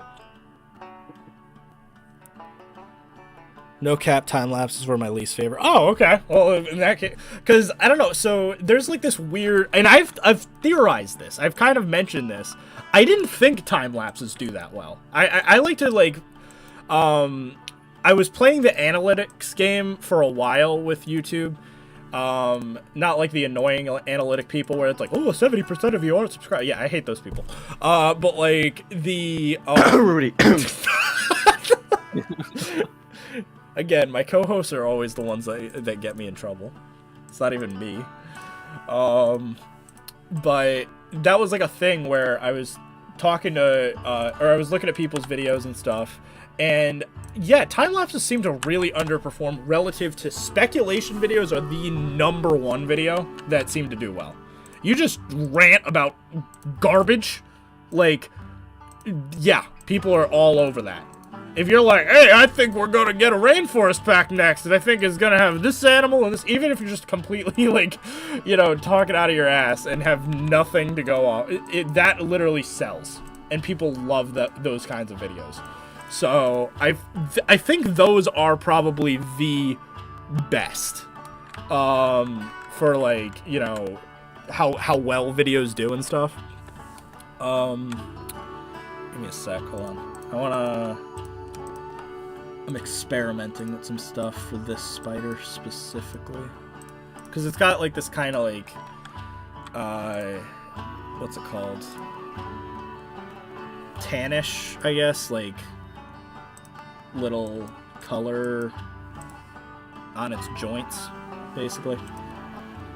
But, yeah, time lapses, they're just so hard to make. Because, like, especially for me, I use a older editing program, so I use Sony Vegas for mine. Most people use like Premiere or like I think, what's the other one? Filmora or so, or I don't know. Yeah. Yeah. Something like that. Yeah, one of those other ones or whatever is pretty popular among, like, you know, YouTube channels and stuff, specifically for Planet Zoo, not in general, but specifically for Planet Zoo people. They like to use programs like that, and so they're able to get time lapses out way faster than I am. Even if I'm a faster builder, I physically, like, spend most of my time just rendering stuff, and that was always just such a pain. So if I can just get away with just, like, building live, it's a lot better for me. So let's see.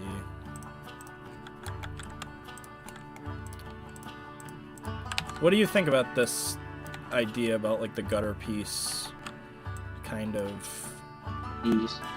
Yeah. It's good. Like, I think it helps separate the spiders a little bit. yeah. It gives you a little bit of color variety. I'm just gonna take a look at the actual things right now. I mean, they're not as pronounced, obviously. It's just kind of like a... But I think for the purposes of a plushie... Yeah. Like, emphasizing those differences is important. Mm-hmm.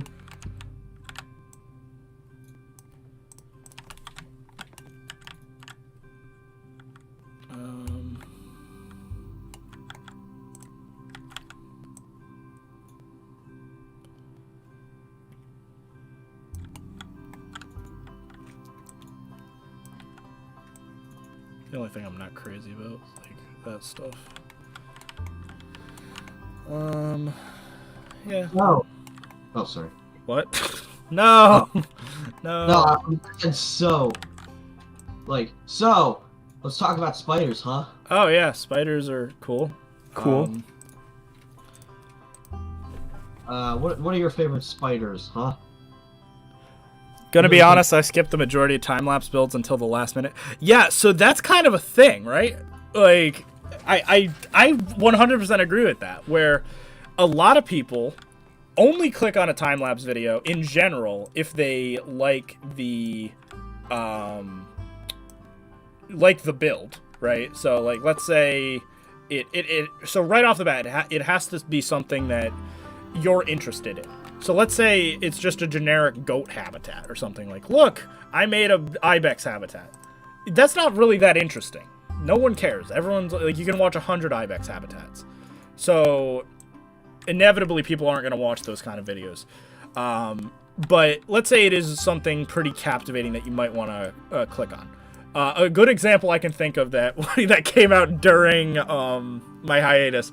What Rudy did a Jeff Goldblum, like, shirtless map in JWE2.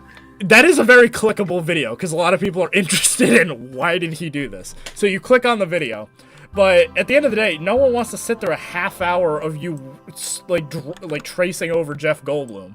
So instead, they just skip to the end to see the final product, which means out of your half-hour video, you might only get like a minute or two of watch time,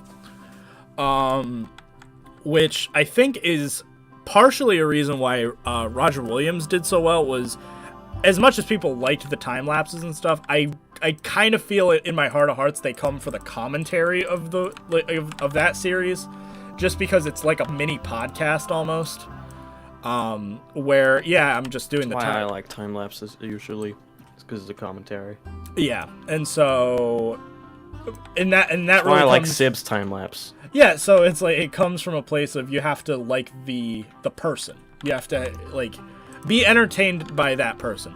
And so part of me is just like, okay, so if you don't really care about the time lapses, and the time lapses are the part that are annoying, and what you really want is me and some co-hosts talking the whole time, okay, well then that's just a live stream.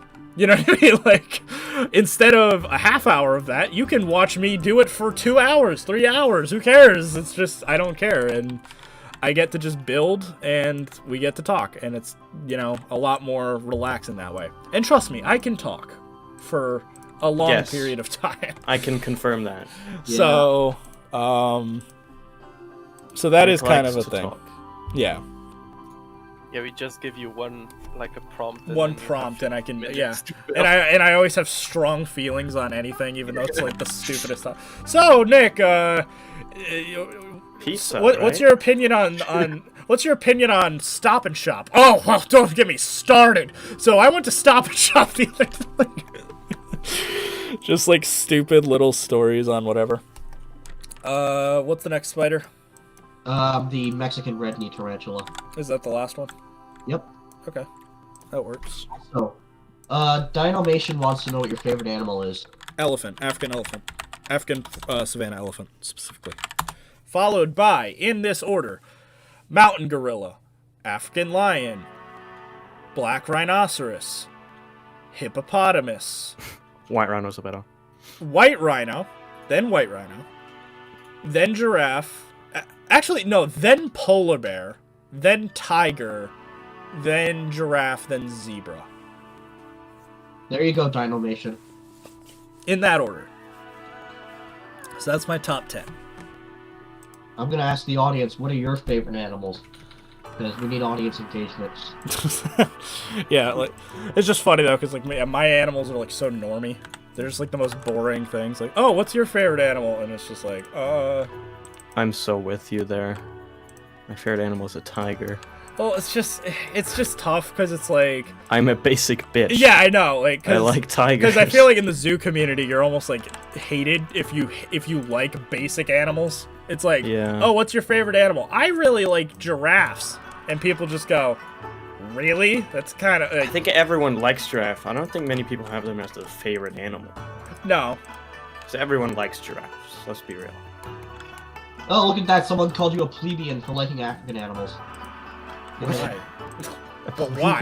Yeah, and it's like, why? African animals are cool. My favorite animal is an African animal. I think What's your most favorite people's animal? Is are. it a brochula?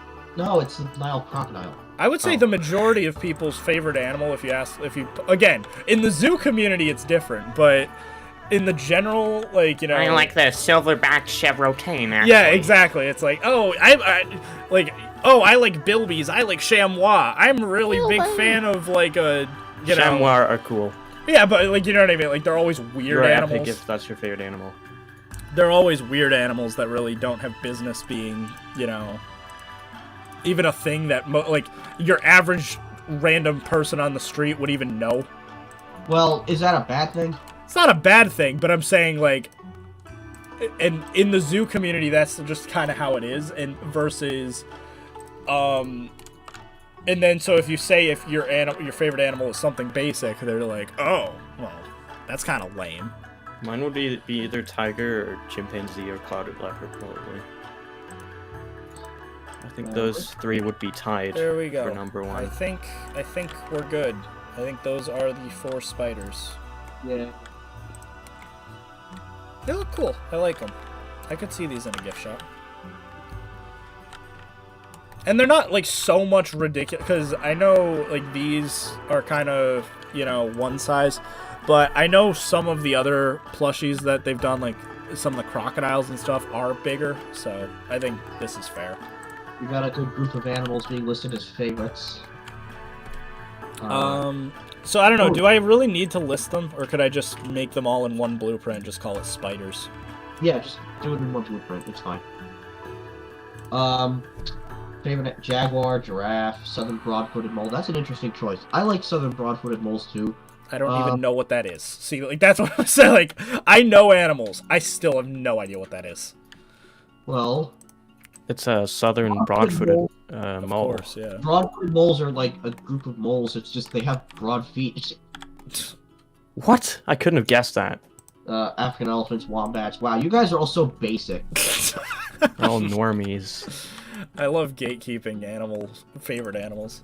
What should I call this? Spider pack. Spider plush pack. In the description, Spider plush pack across the Black spider pack. herds. Right, and then The No Way Home gift shop pack. No. Blueprint tag. Gift shop. I'll put it in the gift shop tag. That seems appropriate. What the heck? Oh, haha. Grilled lizard. That's so funny. Alright, so this is going to be on the workshop if anyone wants it. And then we're going to work on Leaf's weird thing. What's Leaf's weird thing? He wants me to... Okay. Sorry. I won't even say it. I'm just going to start building it and see if anyone else recognizes it as I start building it. So, you guys all got the question wrong. The real best animal is Strungle. Yeah. Strungus? Yes. A collection of spider plushies based off of the 4 species inside of Planet Zoo. And then let's list them all. The Mexican red knee tarantula. Actually, I'll do them in order that we did them. Yeah. So Brazilian wandering spider. The... What's the second one? I don't know. Goliath white tarantula. Goliath bird eater. Yeah, Goliath bird eater. It's one word. Well, salmon pink tarantula. What? Salmon pink tarantula. Yep. And then Mexican red knee tarantula. And the Mexican red knee tarantula. Great workshop item.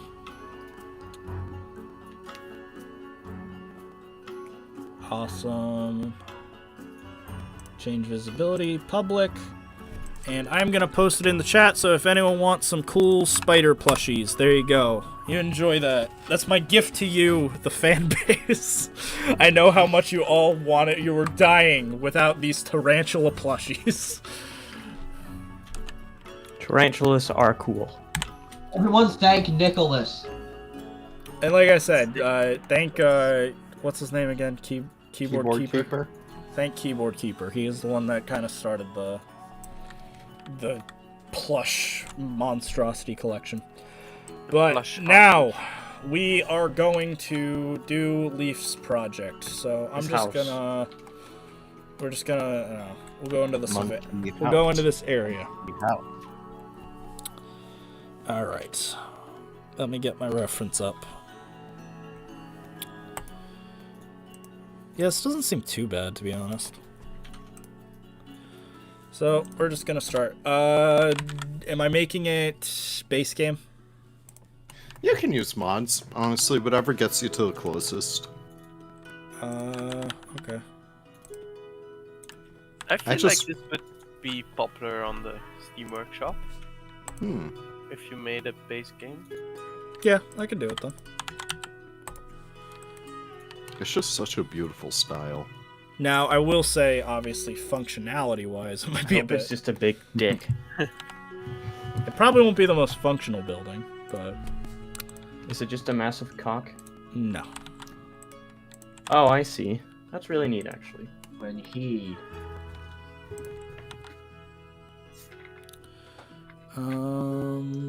Okay, that's gonna be... I can do it. It's just gonna be annoying. Okay, to everyone who has listed their favorite animals, here's the objective best list. To anyone who has said their favorite... Completely objective. Yeah, for anyone who has said their subjective list, you're all wrong. So now, here's the objective best list. Yes, correct. Nile crocodile, blue whale, giant oceanic manta ray, whale shark, giant snakehead, oriental pied hornbill, lancetfish, beetles, Tasmanian giant crabs, and centipedes. You are welcome. Make these all your favorite animals. Alright. And he's gone. I think I'm gonna use this instead. Because I can get the color better. Pangolins are cool. The best ones are Indian pangolins. I'm just gonna look at them. I'm just gonna look at them. Yeah. Alright.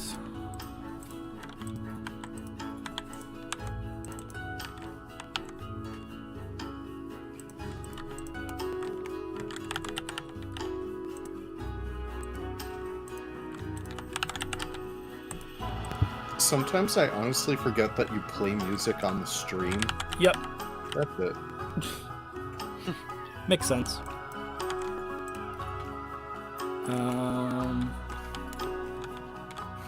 Yeah, how big do I want to make it? That's the only question.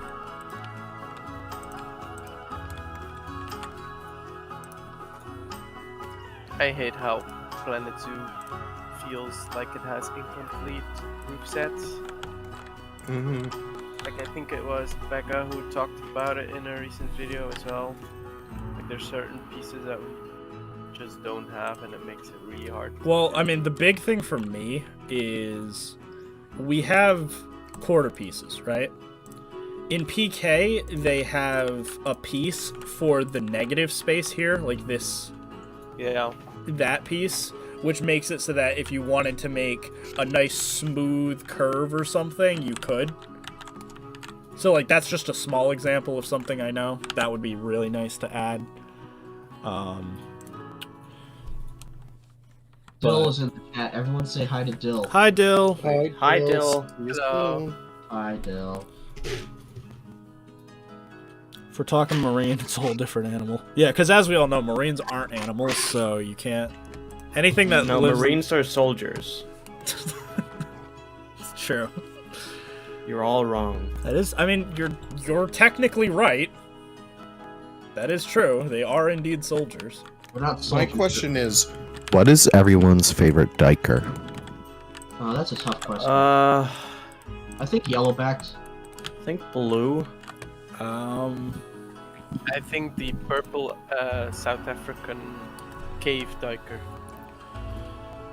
I think cliff I like spring. Gentinks. Gentinks are neat.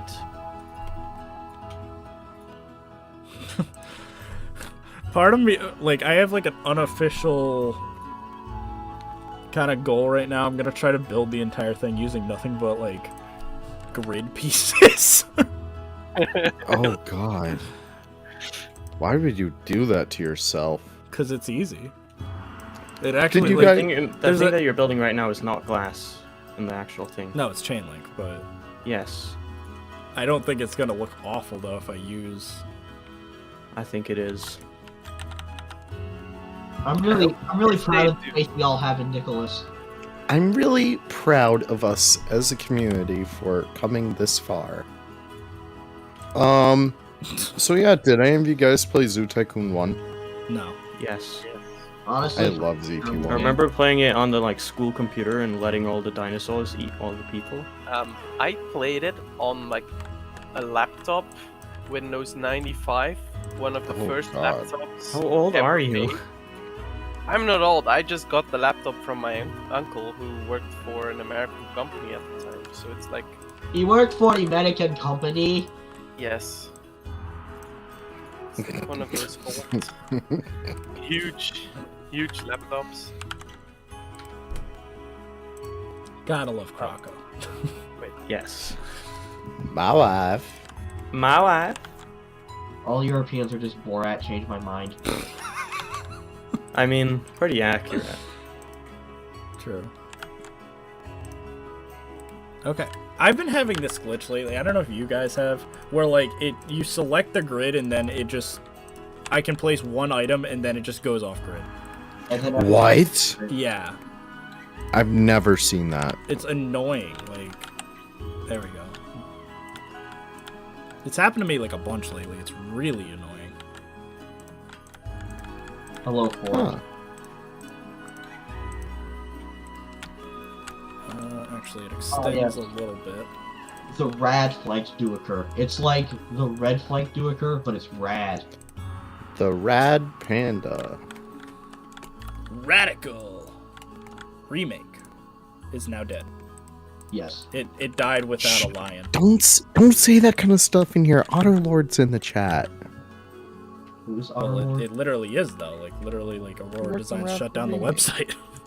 Okay, I'm gonna do some digging into Okay. Otterlord right now. What does that even mean? Okay, Otterlord, the Zoo Tycoon 2 download library wiki. What has he made? Okay, he is 23 years old. He was born in 1992.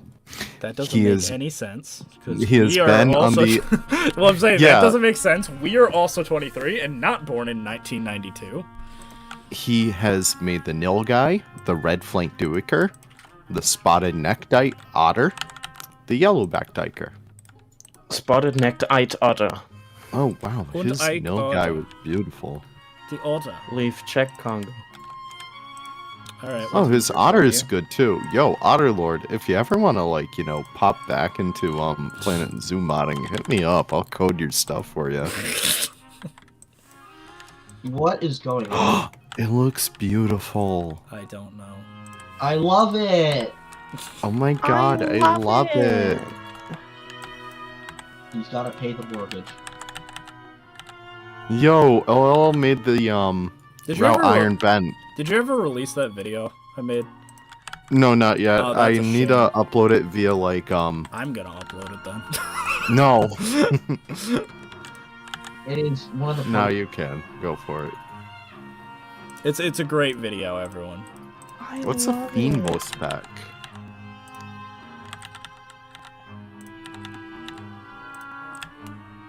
Oh, is this? Ooh, just a bunch of like European. Oh, those are beautiful.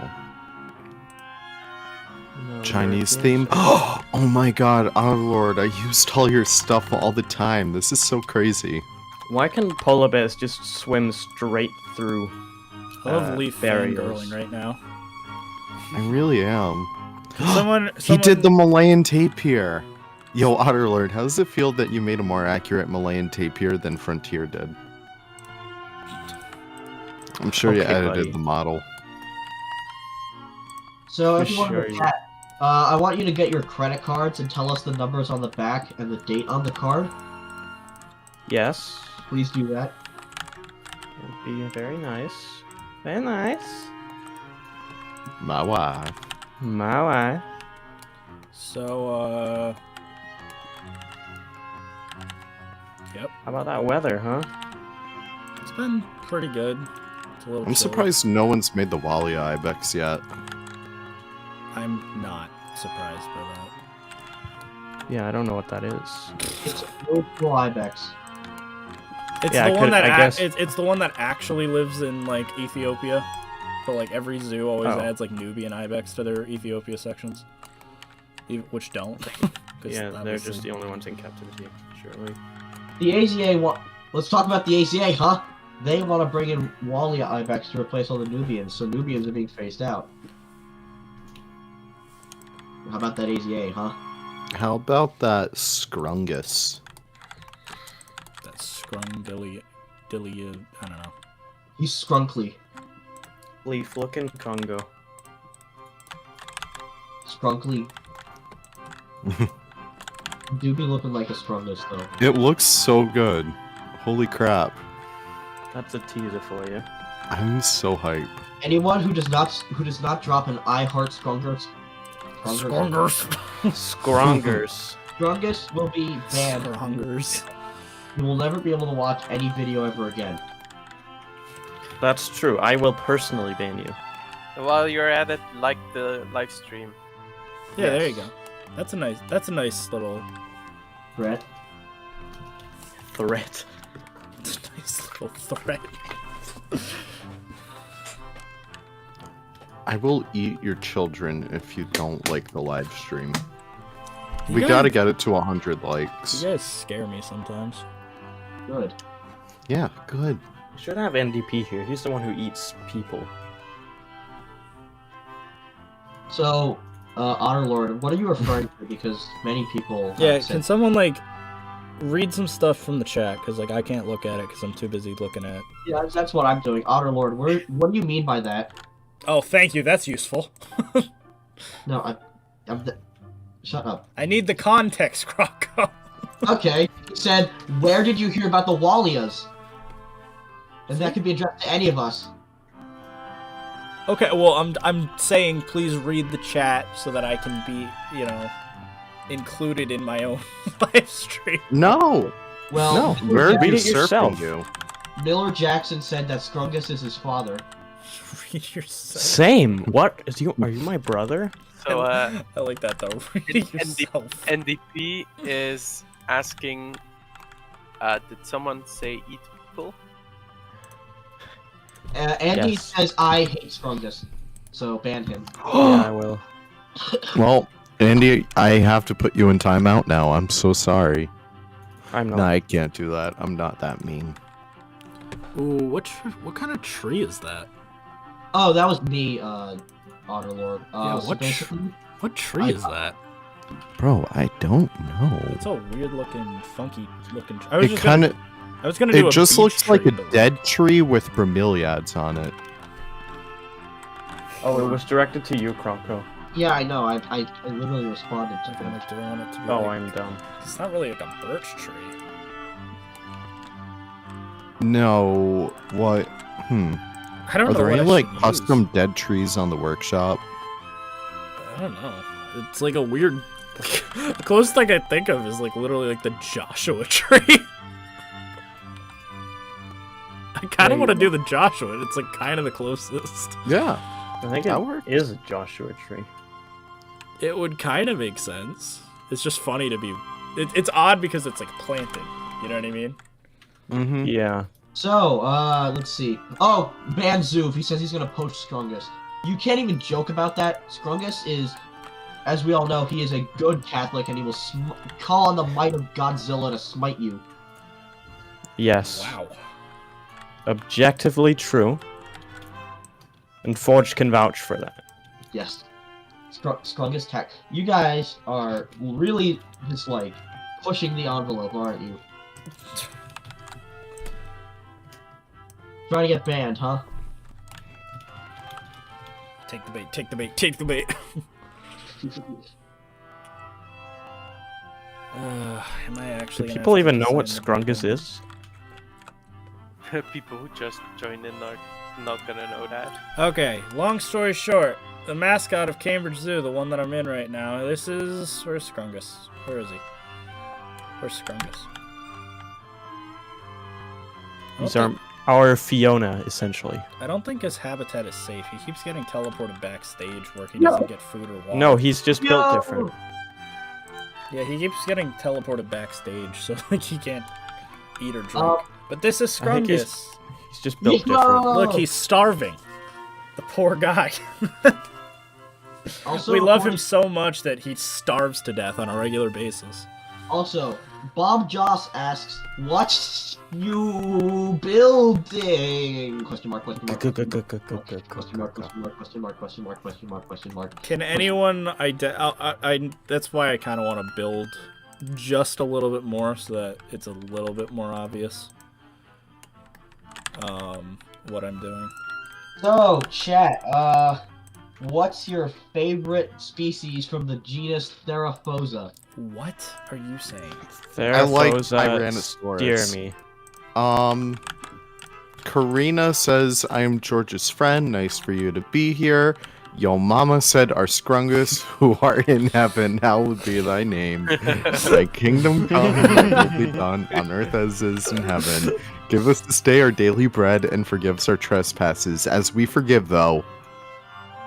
Let's see, speaking about Gibbon, what happens to Amen. with brachiation? Oh, okay, yeah, that was a lie. Yeah. That was the short of it. It was a lie. Yep. I agree with Harry Scott. That is one scrungy guy. Otterlord, we can't tell you. Legally not allowed to. Banana Leash, look outside your house. Kawana Mundi, I don't know what you're being. Look outside your house. I'm inside your walls. Okay, let's see. I like being the guy who yells at people. That's what I was born to do. You were born to become a CEO. Yes. It's the African bird aviary from the Lakeland Wildlife Oasis. Harry, you could not be more wrong right now. Leaf? Like, I'd be That's embarrassed to literally be it. how wrong you are. It's Leaf? literally it, Leaf. Leaf? Shut your face, That's what Leaf. they pasted on. Shut your face, Leaf. Nope, it's still wrong. I will literally. So, what's everyone's favorite scientific name for an animal? NDP says, mine is Acanthoscuria croco messiana. That's a cool spider. I like Golo Golo. NDP has a base taste in spiders. Yeah, my favorite is Rinchobatus mononoke for obvious reasons. Let's see what the. I think my favorite part about the this build that I'm working on is just all of the plants are not from the same place at all. They're all like plants that don't really belong together. But it's kind of funny.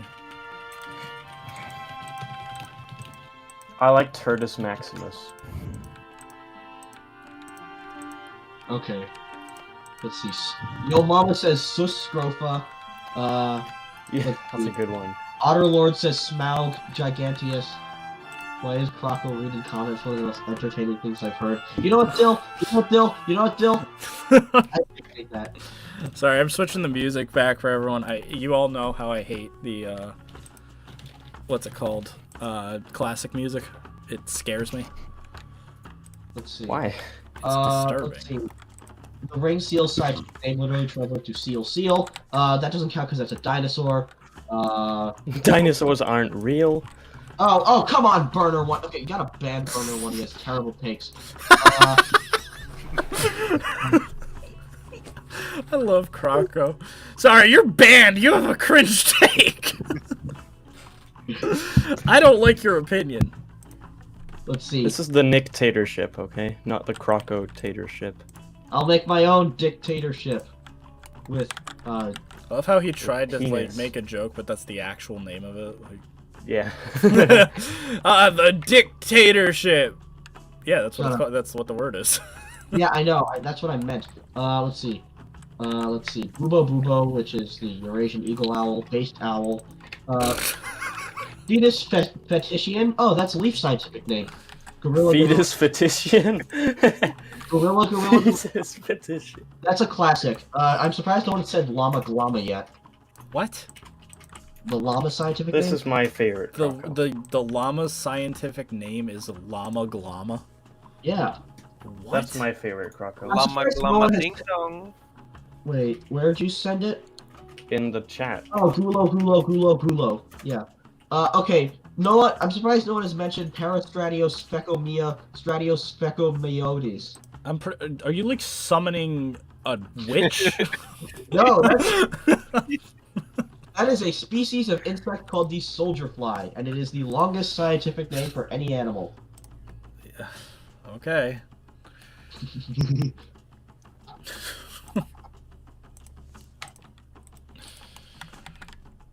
How's everyone enjoying the stream? You guys miss me? You guys miss my crew? My crew of fun characters that I always bring with me? Yes. Still, I appreciate that.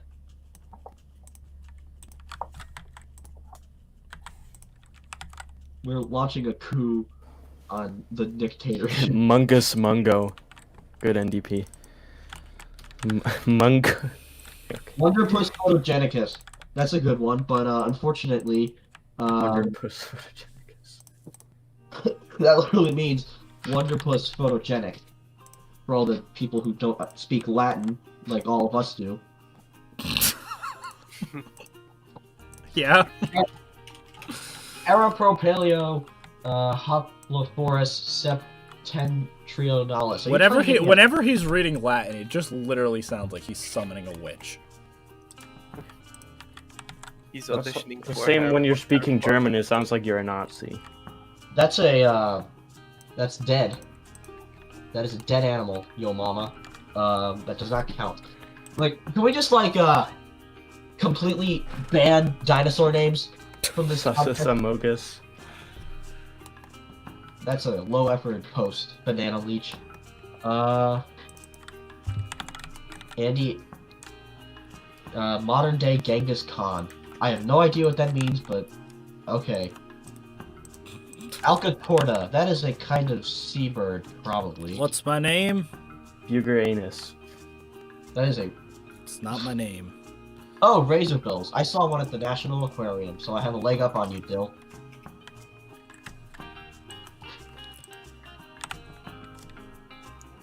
Bugeranus is my favorite genus. That is very good.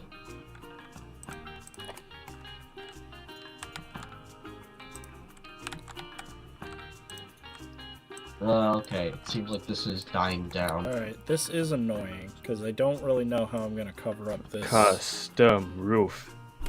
I probably am going to have to do a custom roof, you're right. Yes!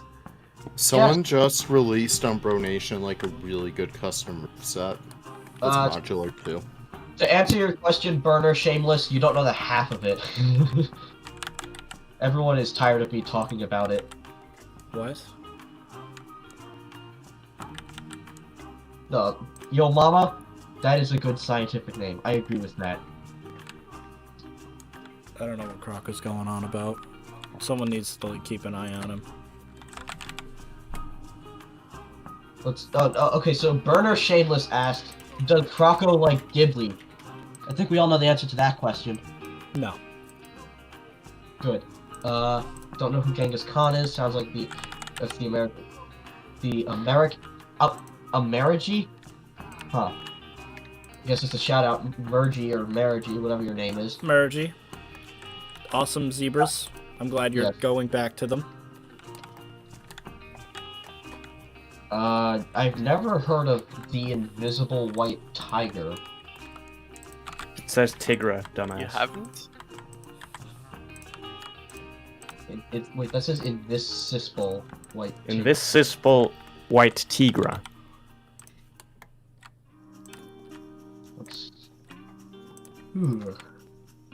So has anyone actually figured it out yet? I'm wondering if like the next thing I do is gonna be. I have a theory that since the median age of people who watch my streams is probably like 11, I'm guessing that no one's even gonna understand, like even after I do this. Andy, that is a lie, and you know it. Yeah, we don't really have like a cloth item or roof, do we? No, we don't. I think the closest thing We have. I think the closest. The thatch roof is the closest thing we have. Well, that's and that's not even remotely close. Oh, come on, Eddie. Oh, wait, I didn't even know. Banana Leech is actually Eddie. Hi, Eddie. Oh, I didn't know that. I thought they were just being a dumbass, but it's Eddie. I'm sorry, Eddie. I love you. He knows it. I love him. Yeah, I guess I'll do painted wood, even though it's not really ideal.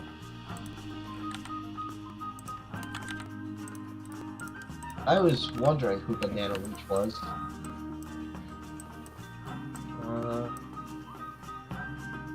Wow. Alright. Monkey wave. Monkey, I agree. Monkey wave.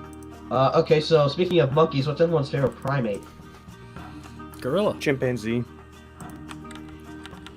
What about you, Leaf? Lemurs. I like you all. What about Sim? Gorilla.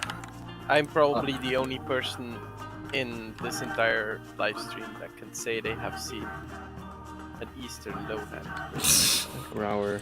Fuck you. See, for me, I think my favorite might be Eyes or Tarsiers. Yes, Probably but once again, Croco gets the biggest flex because he has technically seen northern white rhinos. Mm-hmm. Wait. Oh, do you see them in San Diego? Yeah. Yeah. How old were you? 10. 7. Yeah, So, 10. like, so we saw them last year? Honestly, quite incredible. Let's see. Let's see what the chat is saying. Well, I am Croco, Burner Shameless, the hyper aggro guy. Let's see. Does George? Andy says his favorite primate is Sabaka. Why do people say to get wetsuits? Yes. Let's see. Andy, just that says it's your mother. My mother is not a primate, she's a whale, thank you very much.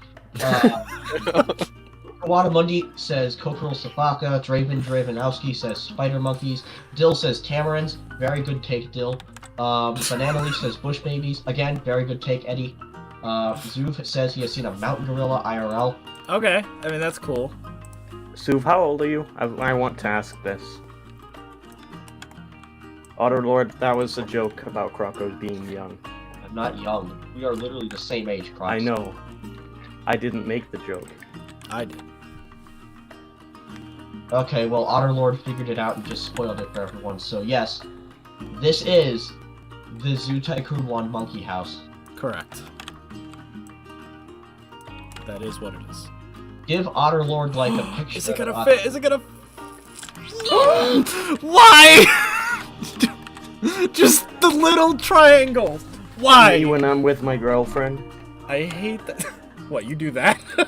Whatever that little like outburst I just did was. Please fit, please. Okay. Alright. You could just raise it up ever so slightly and flip it upside down. No, Andy, Apic is the baby. The baby? Let's see. There we go. That fits though. Now Croco. I am slightly happy. Should I change the brick to something else? I should use Sib's brick. Let's see. Like, it'd be so much easier if I just used... I'm just gonna read the chat real quick. What have you been doing this whole time? Trying to read the chat, but you keep interrupting me. Oh, I'm sorry I'm interrupting you on my own live stream. Yes. Let's see. Croco, do you can and it should find. Please go to the hospital. Let's see. Animal houses was the one thing that made Zoo Tycoon. Because it probably would be nicer if I did, like that color. Let's see. Again, Frontier, please just make everything flexi color. Why did you... Why? Why did you give us flexi limestone and then not fix any other set? I don't know what time it is, Burner Shameless, because I'm in a void where the only thing I have is this stream. So... Flexi color stuff would be nice. It would be very nice.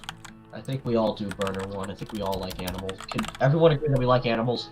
No, Yes. I actually hate animals as the resident lion killer. Same. Did I tell you guys that was gonna be one of the things I almost wanted to rebrand myself? I almost wanted to rebrand myself as like an anti, or not an anti like animal channel, but like a Like an Antifa. Well, like No, some what? kind of like Animal rights. Animal rights person. Join PETA.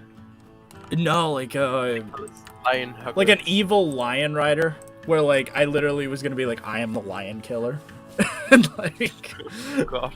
or something like that. Evil Nicholas Lion Rider be like, I appreciate birds. I respect all of God's creatures. That's the evil version of me. What the hell is this Harry Scott guy going on about? He's just leaking personal information of Leaf. What? Not cool. Yeah. Who are you, Harry Scott? Reveal yourself. Immediately.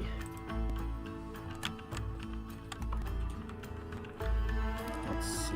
We'll do this. Who is Croco? Does he have a channel? If I had a channel, everyone would get sick of it. That's the reason you don't have a channel. It's probably true What's probably true? that everyone would get sick of it. I suppose. Well, call me Patient Zero. Because I am a patient number 0. Yeah. What's my name? Dunkachino. It's a whole Dunkachino. new game. Dunkachino. Evil Mitch's favorite zoo is Animal Adventures. Based zoo, honestly. And I mean, the only good thing they have is that Arastari and the Pale Fox.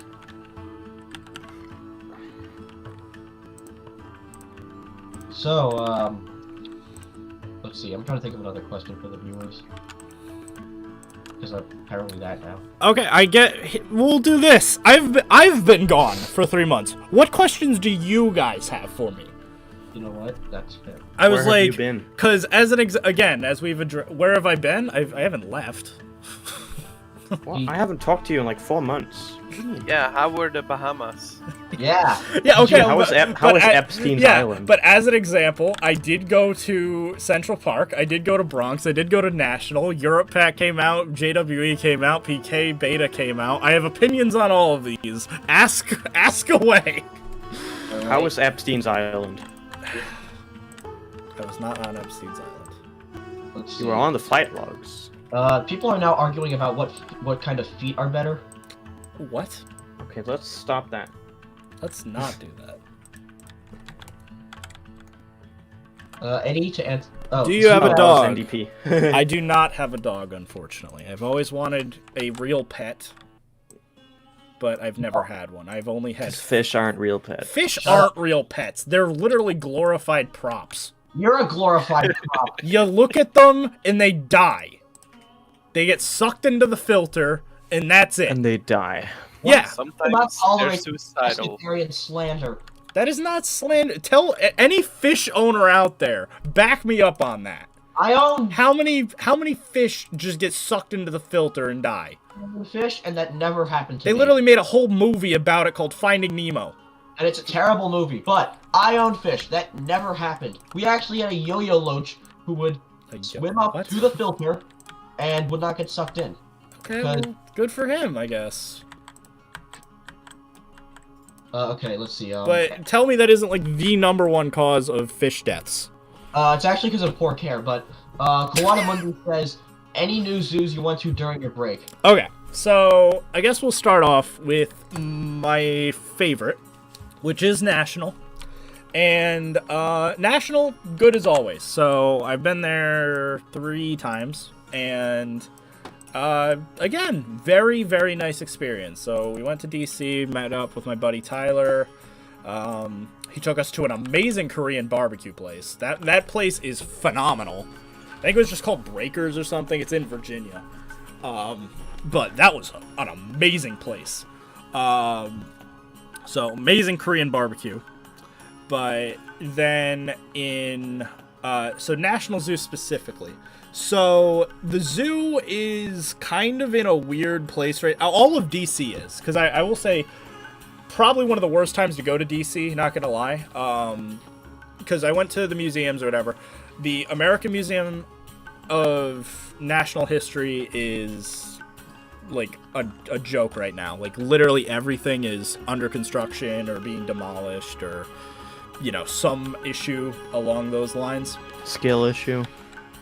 So I wouldn't recommend going to like if you're someone who's like a fan of the museums. Natural history is fine, and so just because of the way that our schedule kind of played out, I ended up just skipping Air and Space, which is normally the one I would normally go to as well. I just skipped it entirely just because we were exhausted. But I did go to the National Zoo 2 days in a row just because, again, we had such a convoluted flight schedule because anyone traveling during Corona probably knows that, like, it's not fun. They'll just mess with your flights, like, left and right, willy-nilly. So, like, getting there, we got there at, like, I want to say, like, 2 in the afternoon or something, or 1 in the afternoon. It was, like, 1 in the afternoon we got there. Anyone who knows the, like, National Zoo, if you go from, like, roughly the White House to the zoo by train, it's going to take, like, approximately a 5-10 minute train ride, and then it's, like, a 15-20 minute walk just to get to the zoo. So, National Zoo isn't, like, the world's biggest zoo by any metric or anything, but it's a big zoo, so it's not, like, something that you can just kind of oh yeah, well, let's just go to the zoo. Okay, it'll be quick. So we didn't really have enough time. So what we ended up doing, we did about 50% of the zoo on the first day. So we did Asia, North America, and Amazonia was closed. So that was kind of, I wasn't a fan of that. And then basically we did like the lions and tigers, and then by that point we were just so exhausted. because we had been walking like all day and stuff, and it was already just a mess. So we ended up just going back to the hotel because it was already, you know, late. Obviously, like, you know, the zoo had to close at like 4 or something. So we only really had like 3 hours at the zoo. So what we did was we then went back the next day to kind of complete the zoo. We did Asia again just because, I mean, that's probably, I would probably argue that's the best part of National is the Asia section. Just because it is a nice little area. You get to see pandas, and we got to see Zhao Shiji, the panda cub, which everyone was very excited about because you gotta go see Zhao Shiji. I ended up getting Leaf a pin because he's a big pin collector of the panda cub, so that's nice. I think Leaf said he was maybe entertaining the idea of going to National in the spring. But it was nice. Again, I love it as always. It's a nice zoo. Highly recommend it for any Americans. I would just recommend going to DC in general because everything's free. So really, you only have to pay. Free? Yeah. Oh. The only thing that's not free is the African History Museum. No, the African American History Museum. Yes. Yeah. That is the only one that you have to pay for. This is kind of funny. But the zoo's free, you know, everything else is free. So, you can basically just go in and that's that. And it's nice. Again, like I highly recommend it. So, best elephant habitat I've ever been to. I will still say that. Their bird collection, or right now their bird house is being rebuilt, basically. They're like redoing the entire thing, so that was closed when we went. I got to see the orangutans on the O-line, so that's always cool. I actually was live streaming. My buddies, like all the people in the call and stuff were like on Discord or whatever at the time, and I just started live streaming like when we were at the O-line, just like watching the orangutans. Just because, why not? But, yeah, it's nice. So, I guess next up I can also kind of review Central Park. I hated it. I really do not like Central Park Zoo. It's obvious. I mean, it's nothing new that I'm sure like most people who've been to Central Park are aware of. It's literally got the reputation of it's nothing like Madagascar. Like, so don't expect it to be like Madagascar. But everyone was like, oh yeah, you gotta go to Central Park. It's the, you know, the oldest zoo, blah blah blah. And it's fine. It's just it's so small with nothing in it. And the biggest pain for us was because, again, this is a mini rant, again, of what happened when I went to New York. So we went to New York, and I basically wanted to go to the Natural History Museum in, well, not upstate, but, like, north of Central Park. And amazing museum. Probably the best museum I've ever been to in my life. So I would I mean, I don't know if anyone else has a rebuttal for it, but I would say it's easily the best museum in the world. I can beat that. With what? Copenhagen Museum of Zoology.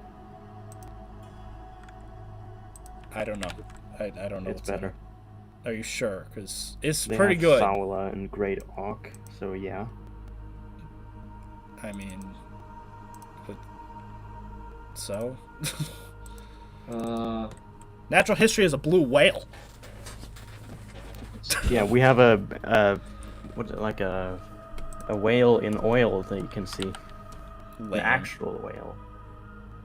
Okay, can we not get into an argument over whose collection of dead animals? I think we should get into an Whose argument. collection of dead animals is better? That's true. On my channel, it's appropriate. But yeah, so probably. I do have to go though. All right. So you all have a good rest of the stream. Goodbye. Goodbye. If we're just like, come to Brevard, come to St. Louis, come to Brazil. Let's see. You want to keep going, or should I ask the next question? Yeah, I mean, so the short of, because again, I've spoke on Bronx in the past, but I did go to Bronx. Bronx is still amazing. The Doles are cool. I still love Bronx. No issue there. Central Park, though, it's just, the habitats are as good as Bronx, but they just don't have any animals. The animals that they do have are cool, but like it's not enough to justify going. Like if anyone said like, hey, I have a day in New York, where do I go? I would never in a million years recommend Central Park over Bronx. And it's just a shame because I'd love it to be like, oh well, they have animals that like nowhere else has, but like not really. Like the Antarctic penguins are definitely a perk, but the rest, and Japanese macaques are also cool.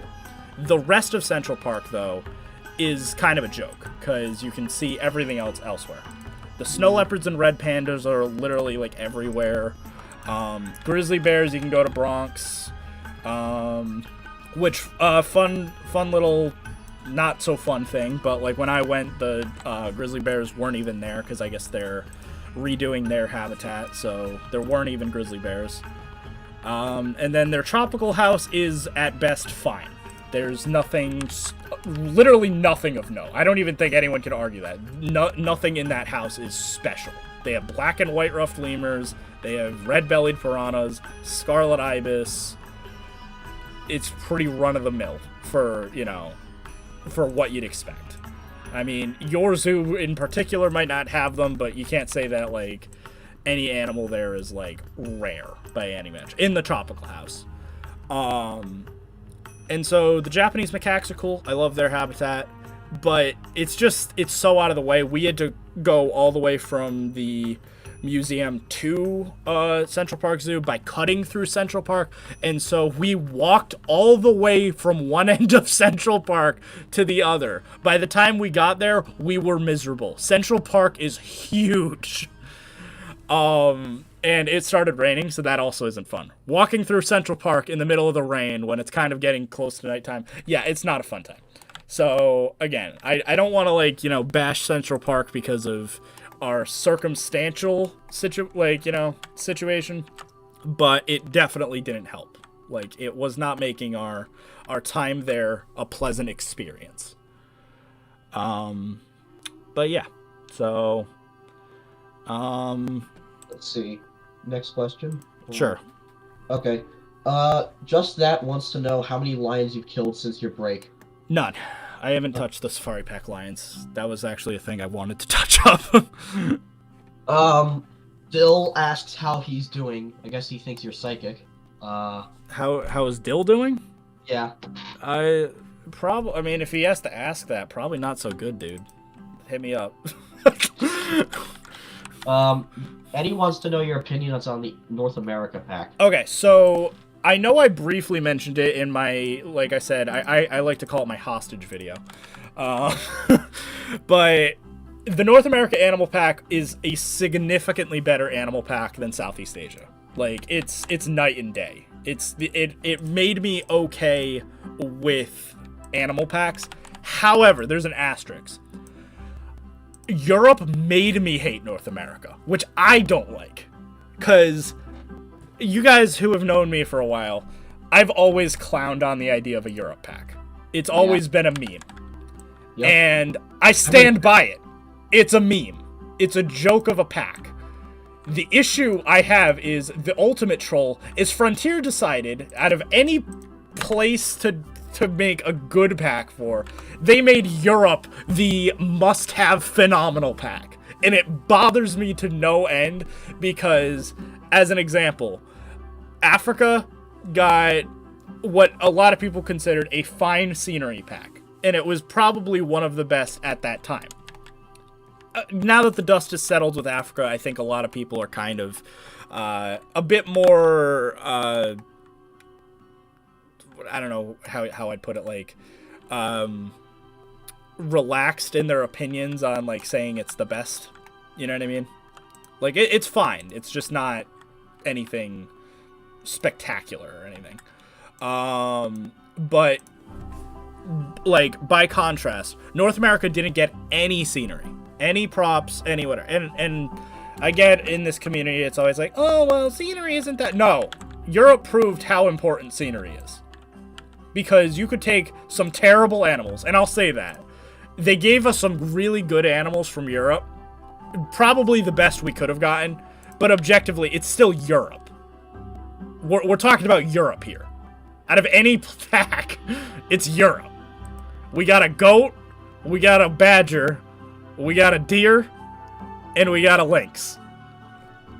Nothing there screams must have by any metric. And I know some people are complaining, like, oh yeah, we missed out on boar and whatever. I still think that actually the animals we got are probably the best case scenario. Like, I wasn't expecting fallow deer, and that was like a welcome surprise. I am all for having fallow deer. But the pack itself was so good. And again, I know I'm like angry about it. It was such a good pack that it bothers me how bad North America is by contrast, just because North America objectively had great animals. But I would have appreciated some trees. I would have appreciated some decals, or a really awesome wall set, or some, moving props, or, any like transportation rides and food trucks and restaurants. That would have all been great for North America. But instead, we are still sitting here where when people think of North America, we're stuck with the New World art set, which is like 2 non-flexicolor wood pieces.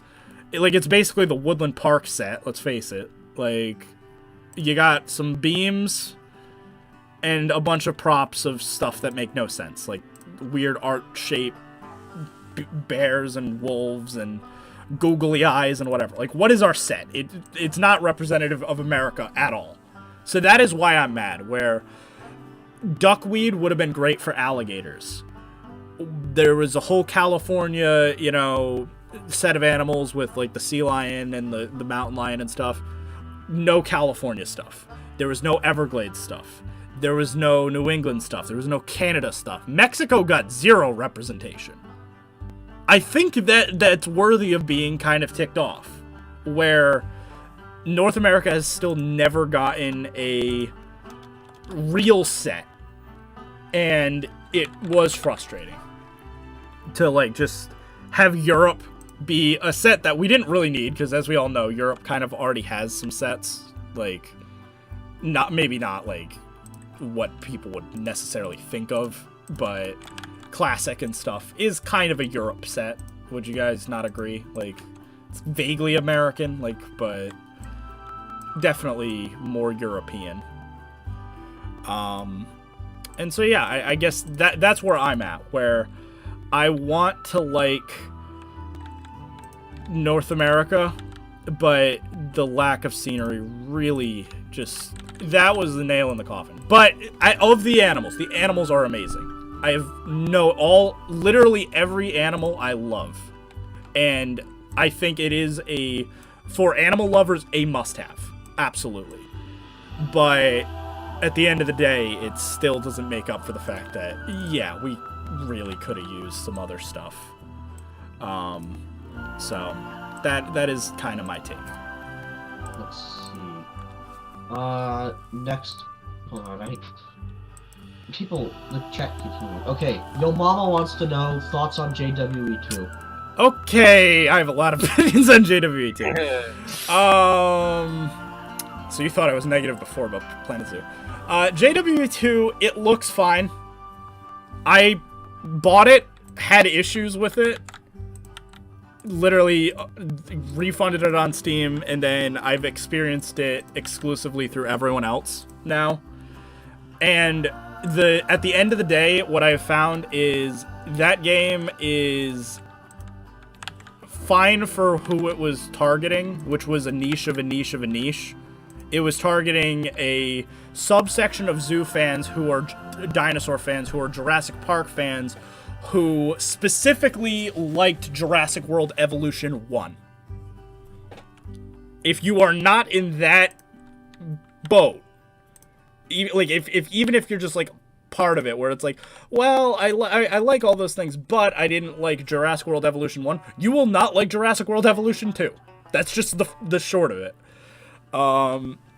Because the game didn't change anything, really. It's just new content. It is a glorified DLC. But a glorified DLC with not a lot of redeemable qualities, because it is really expensive. Like, now it's even on sale, like 30% off, and it's still like, what, $50? Something like that? Like, that's insane. So, I don't think the price tag is great. The new features are awesome. The game is gorgeous looking. But, again, if you don't like management and you don't like a campaign and stuff, it's just not a good game. And so, I know Bold and I have talked about this extensively. Like, we've exhausted our rant about it. We just wanted a sandbox mode out the box, where I could give it a good review if at minimum I could just play the game and just not have to worry about, headaches, essentially. Like, if I could just... Oh, actually, I know what I want to do here. What's the best monkey statue? The macaque? There's a macaque reward statue. It's not very good, though. Because I'm wondering, like... I'm basically trying to figure out what the... Because there is a gold reward statue. I'm just trying to figure out if I want to use, like, the gorilla or the orangutan or the chimp, or... Because the macaque is kind of small. Actually, they're all kind of small. Yeah. It's kind of a shame. What are you gonna do? Yeah, I guess, like, the best thing is the gorilla. That's probably the best I'm gonna get. Would you... Actually, limestone, because I can make it gold. It's recolorable.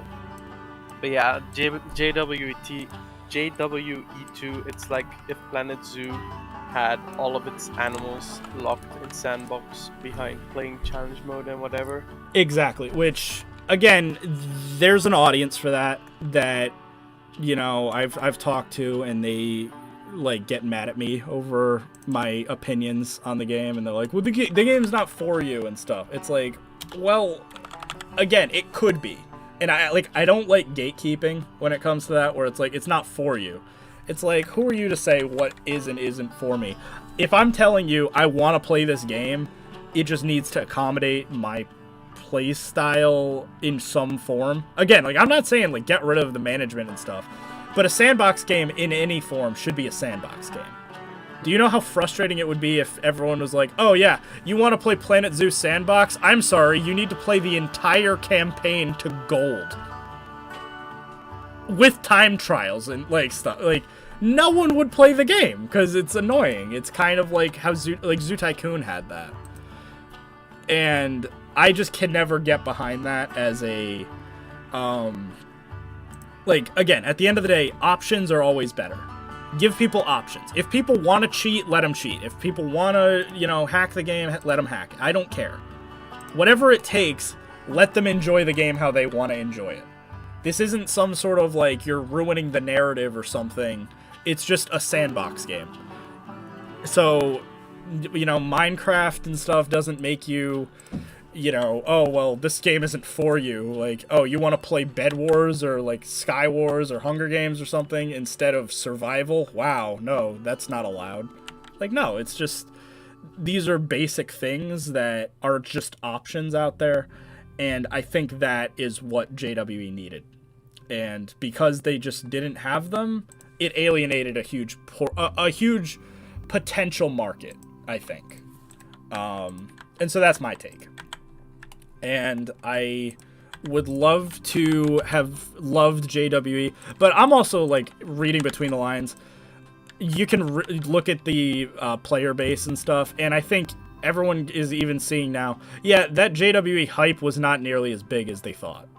Where everyone was hyped until they weren't. And then now PK Beta came out, and I can talk about that a little bit. PK Beta is good. It was not good day one. Day one, it was rough, actually. Like, I remember being so frustrated with it, because they changed so much about, like, the graphic renderer and, like, the shaders and stuff, where everything is, and it's still kind of like that, where everything is kind of covered in shadow and stuff, and that's a little annoying. But the main issue with PK on the first day was they, for whatever reason, added like this crazy amount of fog, and you couldn't see anything. The whole game was just shrouded in fog. And there obviously are some glitches, which is expected. Like I have no issue with that. It was just in a rough state on the first day, but they were really good about listening to the fans and stuff. So like they fixed everything pretty much within the first week. So I have zero issue with PK. I think that is the better game to keep an eye out for if you're someone who likes Planet Zoo more specifically. Keep an eye on PK. I still wish that it was available for the public to play, but you know, I mean, that's their choice. They want to kind of gamble with the whole, you know, Steam sale thing. Fine, you know, that's on them. So, but yeah, I mean, the new animals in PK look amazing. The gameplay's still good. They're new, weird. I mean, you can cheat again. So like PK offered a cheat that let you not play the sandbox, where you can just get unlimited money and stuff. That's what I'm talking about. That's what you want. Like, you want options like that, where if you want to play and, you know, set up a whole dig site and work your way up, that's fine. And I commend those players that like to do that. But as long as you have the option, I have no issue with, you know, making stuff seem like they're locked behind stuff. So the only way I would entertain the idea of, like, playing JWE and stuff is with a hacked, or what is it, like a completed save file. That is the only way I'd entertain the idea, because again, the stuff that it does right is awesome. Like I think the dinosaurs look great, the game looks graphically amazing, the all of the new props and stuff look really good, mostly because they're Planet Zoo. But it's all good, so I would definitely entertain the idea of playing Peak or JWE again when it's cheaper. Once it goes down, I'll entertain the idea. But for now, I'm not really, you know, feeling it, if that makes sense. No more questions. No more questions. Yep. JW2 is only good if you didn't buy the first. Yeah, I'd kind of agree with that too. If you, for whatever reason, didn't play JW1, I could see that being annoying. I got it fully expecting a sandbox and was sorely disappointed. Yeah, exactly. Like, I think that's a big thing that they really missed the mark on. Especially, like, it was weird. I understand why Frontier did it, but they were marketing to all the Planet Zoo channels, and it's like, this game just isn't a it's not Planet Zoo. So, like, you shouldn't pretend like it is just because it came across as, like, kind of, like, almost fake, like, watching all these, like, Planet Zoo channels, like, oh, look, how great, like, this game that is nothing like our normal content, you know, and they're trying to do Let's Builds, but, like, at the end of the day, you just can't, because it's JWE, so you're, like, severely limited. It was that sort of stuff where it was just like, yeah, I don't know. Maybe not the best choice. What am I building? So at this point, yes, I am building for Leaf. I don't know why he wants this, but he wanted the Zoo Tycoon 1 monkey house. I don't know why I'm building it, but he made a video, a retrospective about Zoo Tycoon 1, and I commented on this video saying, like, the buildings look awesome. I wish someone made a recreation of them for the Steam Workshop. Oh. So I think that's why. I mean, that would make sense. Someone did do them. I think Savannah might have made one at one point. I think she did the aviary. And someone else did another one. The issue is, could I make them functional? No. I don't think I can make any of these buildings functional. So that's kind of your sacrifice. Because you go in and then it's like immediately like a tiny enclosure. Could work for capuchins. Maybe. Like even that I'd be a little hesitant to say it would definitely work.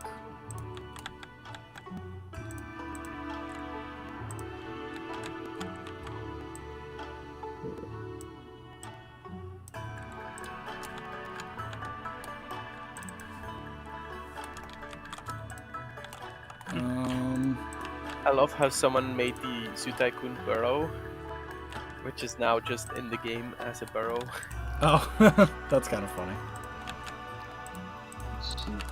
Does anyone have any questions for Sib? Yeah, this is a Surrey gaming live stream. Anyone want to comment on my boy Sib over here? I'm coming out of the shadows to have a comment on Sib.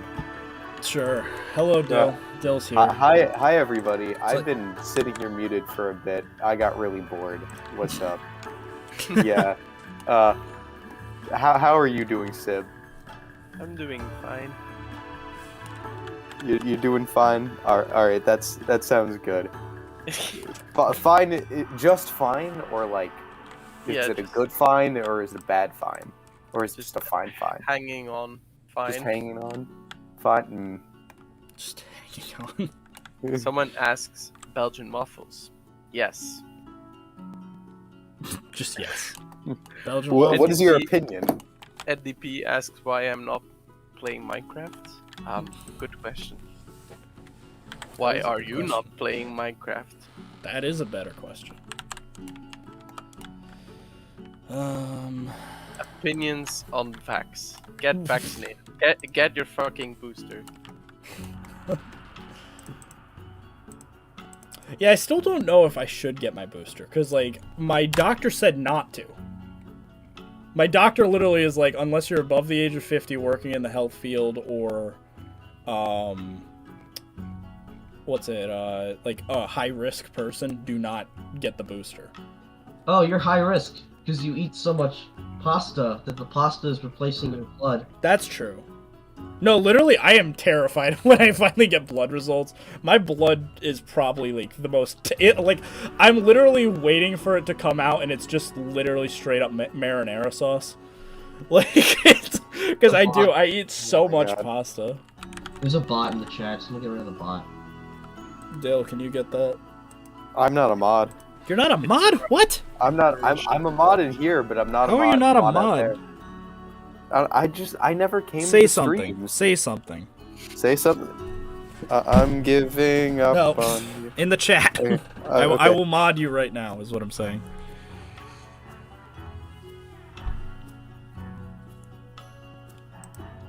There you go.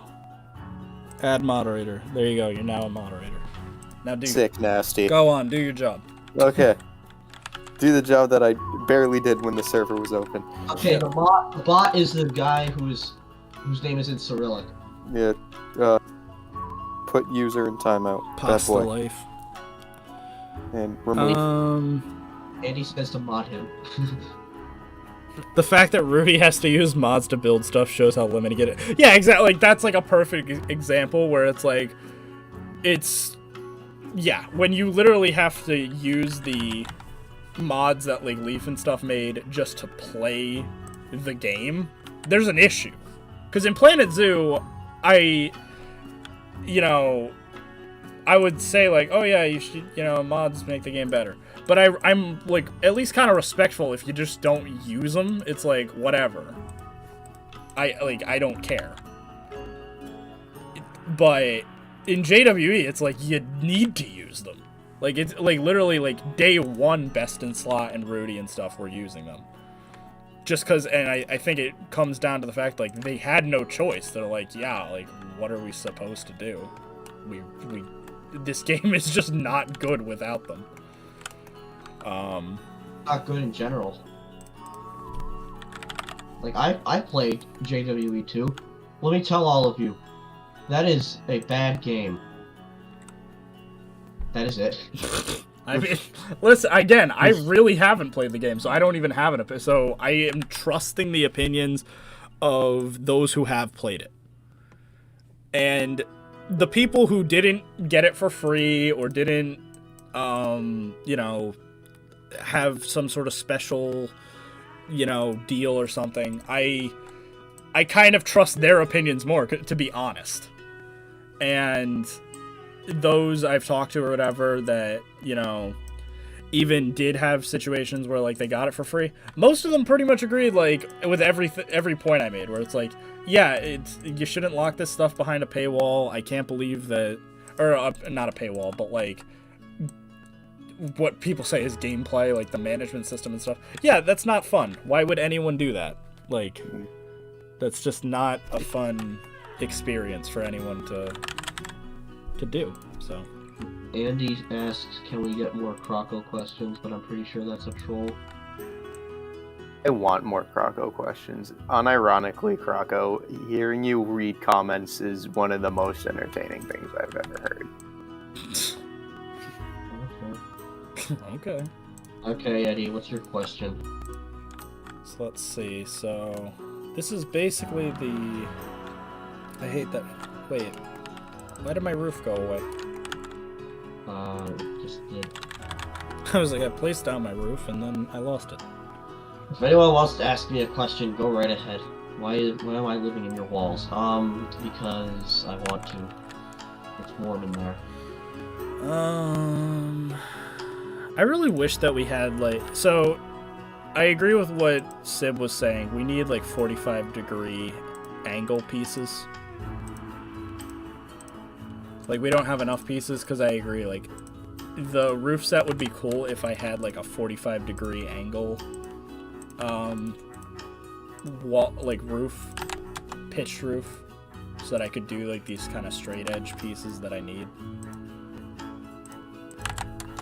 See, I would answer questions, but no one's asking them, and I don't want to dominate the That's stream. fine. I mean, I don't even know if people care about my questions. That's fair.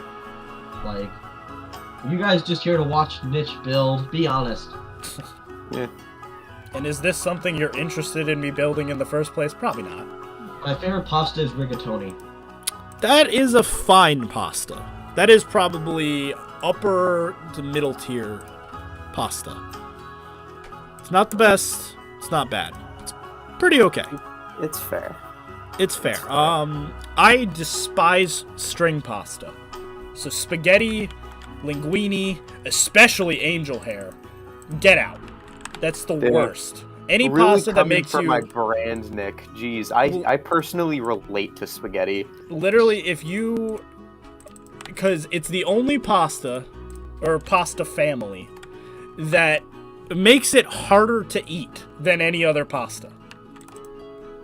And then I often talk to people and they're like, "Whoa, Nick, you're so lazy. What do you mean it's not difficult to eat spaghetti?" It's like, but objectively, it is slightly harder than eating any other kind. You stick it in, you get a fork, you stick it in a penne, rigatoni, ravioli, tortellini, cavatappi, whatever. It's fine. But in the case of spaghetti, you gotta twirl it for a minute, and then if you want to do it the famous way, you have to do it over a spoon. And then it'll usually, like, you try to bite it, and then it'll, like, snap in half, and then half it falls on your plate. It's like, it's a pain. Why would you want that? Okay, let's see. I'm just gonna go right ahead. And there's so many pastas out there. Why would you try to go for, again, the worst kind? Let's see. Harry Scott, in my opinion, are you? You know all this information about us. Who the fuck are you? Like, literally. What? Harry Scott keeps asking questions that only someone who knows us would know. Where is this guy? I can't. He's in the chat. I'm looking for. I can't find. Oh, there he is. Don't ban him. We just gotta know who he is. The best pasta is gnocchi. Gnocchi are good. Who said that? Harry Scott. Okay. Gnocchi are good, though. Let's see. I'm looking at more questions. Let's see. That's a lot of not questions. What DLC do you want next for Planet Zoo? So I guess that applies to all of us. So, what DLC do you guys want next? So I want either a rainforest, primate, or endangered species. Tim? What I want, an apiary pack. What we'll get, probably in a rainforest pack or something. I want, since they said no birds, I want an exhibit pack the most. And I know that's a controversial opinion, but I feel like if they made an exhibit pack, it should include better exhibit systems and bigger and smaller terrariums and just a lot of exhibit animals, and that would make the exhibit system a lot more popular. So that's my justification. Yeah. Fair. So to answer Zoo's question, my favorite type of cookie is a sugar cookie, but only this specific kind of this specific kind of sugar cookies that only my local grocery store made, but now they don't have it anymore, so I can't eat my favorite cookie anymore.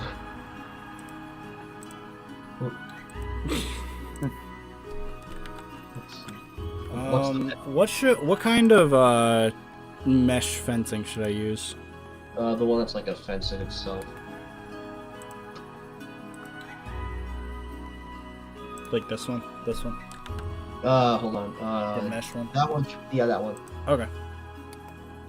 Any questions for any of us? Because I guess we're doing that now. Q&A. Pretty much.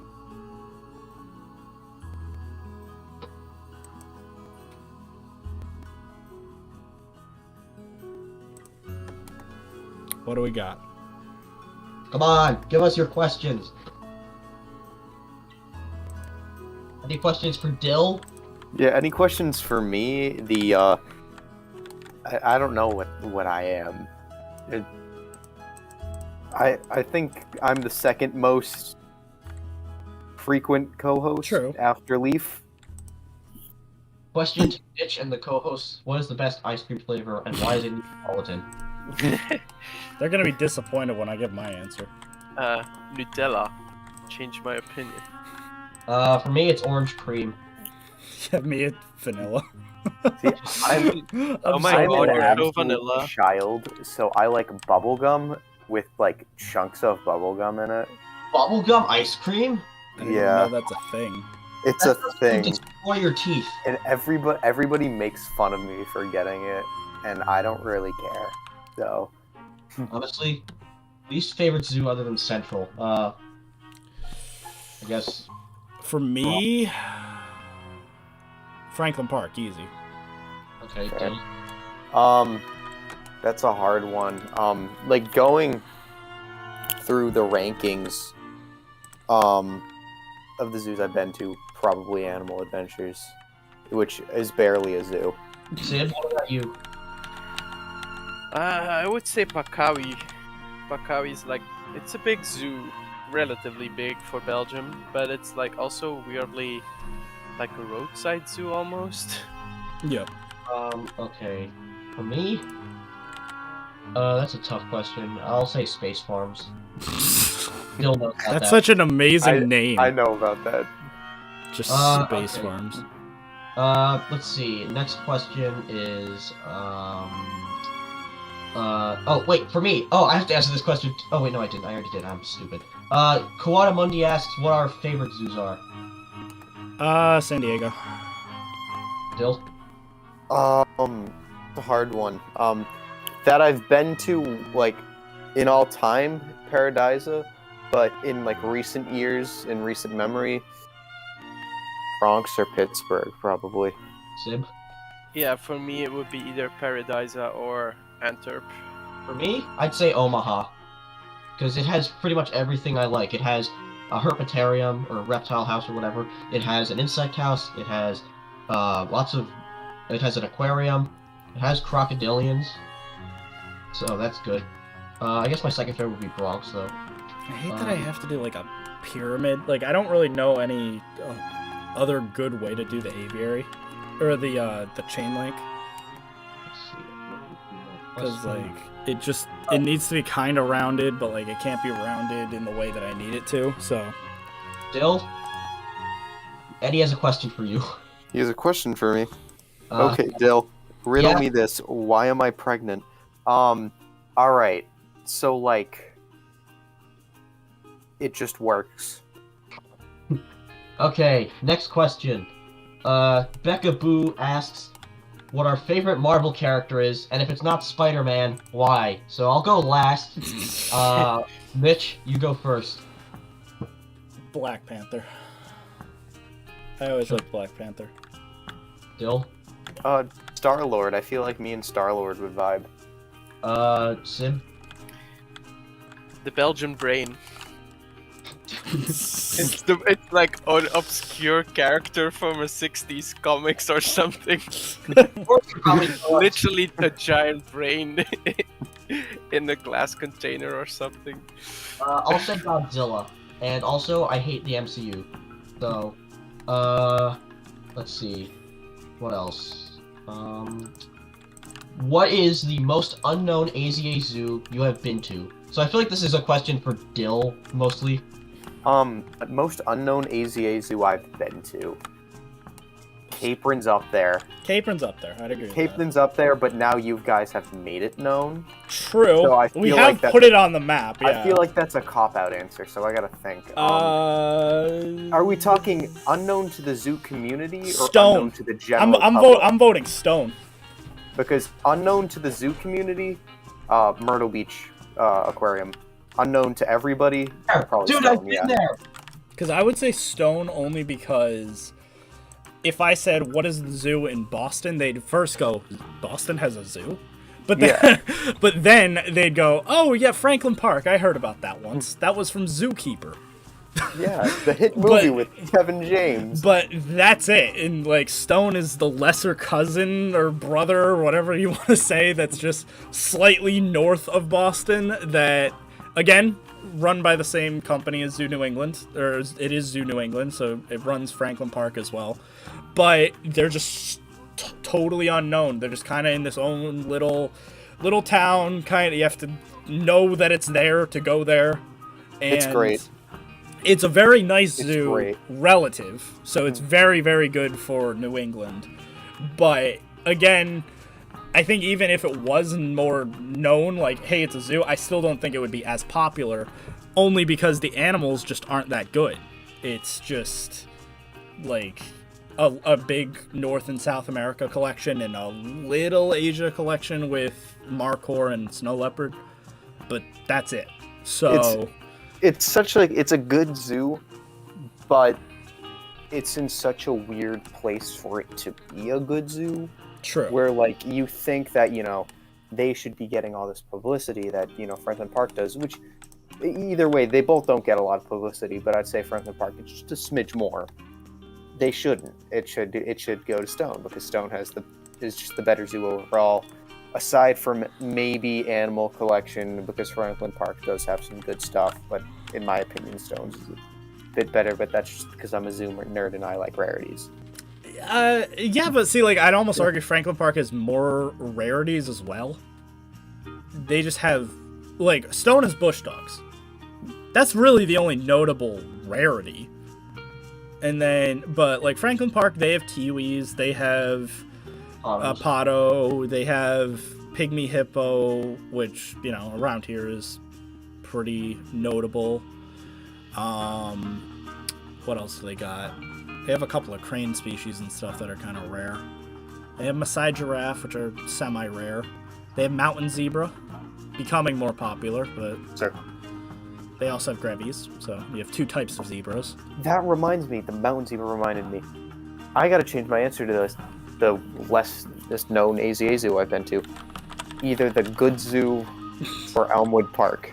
Both I've went to in the past, like, 3 months, and both are very, very unknown. And both are, like, pretty good. I have to go for a sec, just for like a minute, so I'm just gonna ask Mitch this question because I know he'll talk for like 10 minutes straight. Disney or Universal? Oh God, I don't even know. I mean, I gotta give it to Disney, but like, Universal's definitely been a bit more appealing with their newer additions than Disney. Because, like, I'm not a Star Wars fan by any metric. Galaxy's Edge is kind of lackluster to me, relative to, like, Wizarding World or, like, Nintendo Land or anything of the other that Universal's doing. And then even in new attractions, there's... Velocicoaster looked awesome. Like, that definitely looked really cool. But again, I gotta give it to Disney because they've just always been the better park.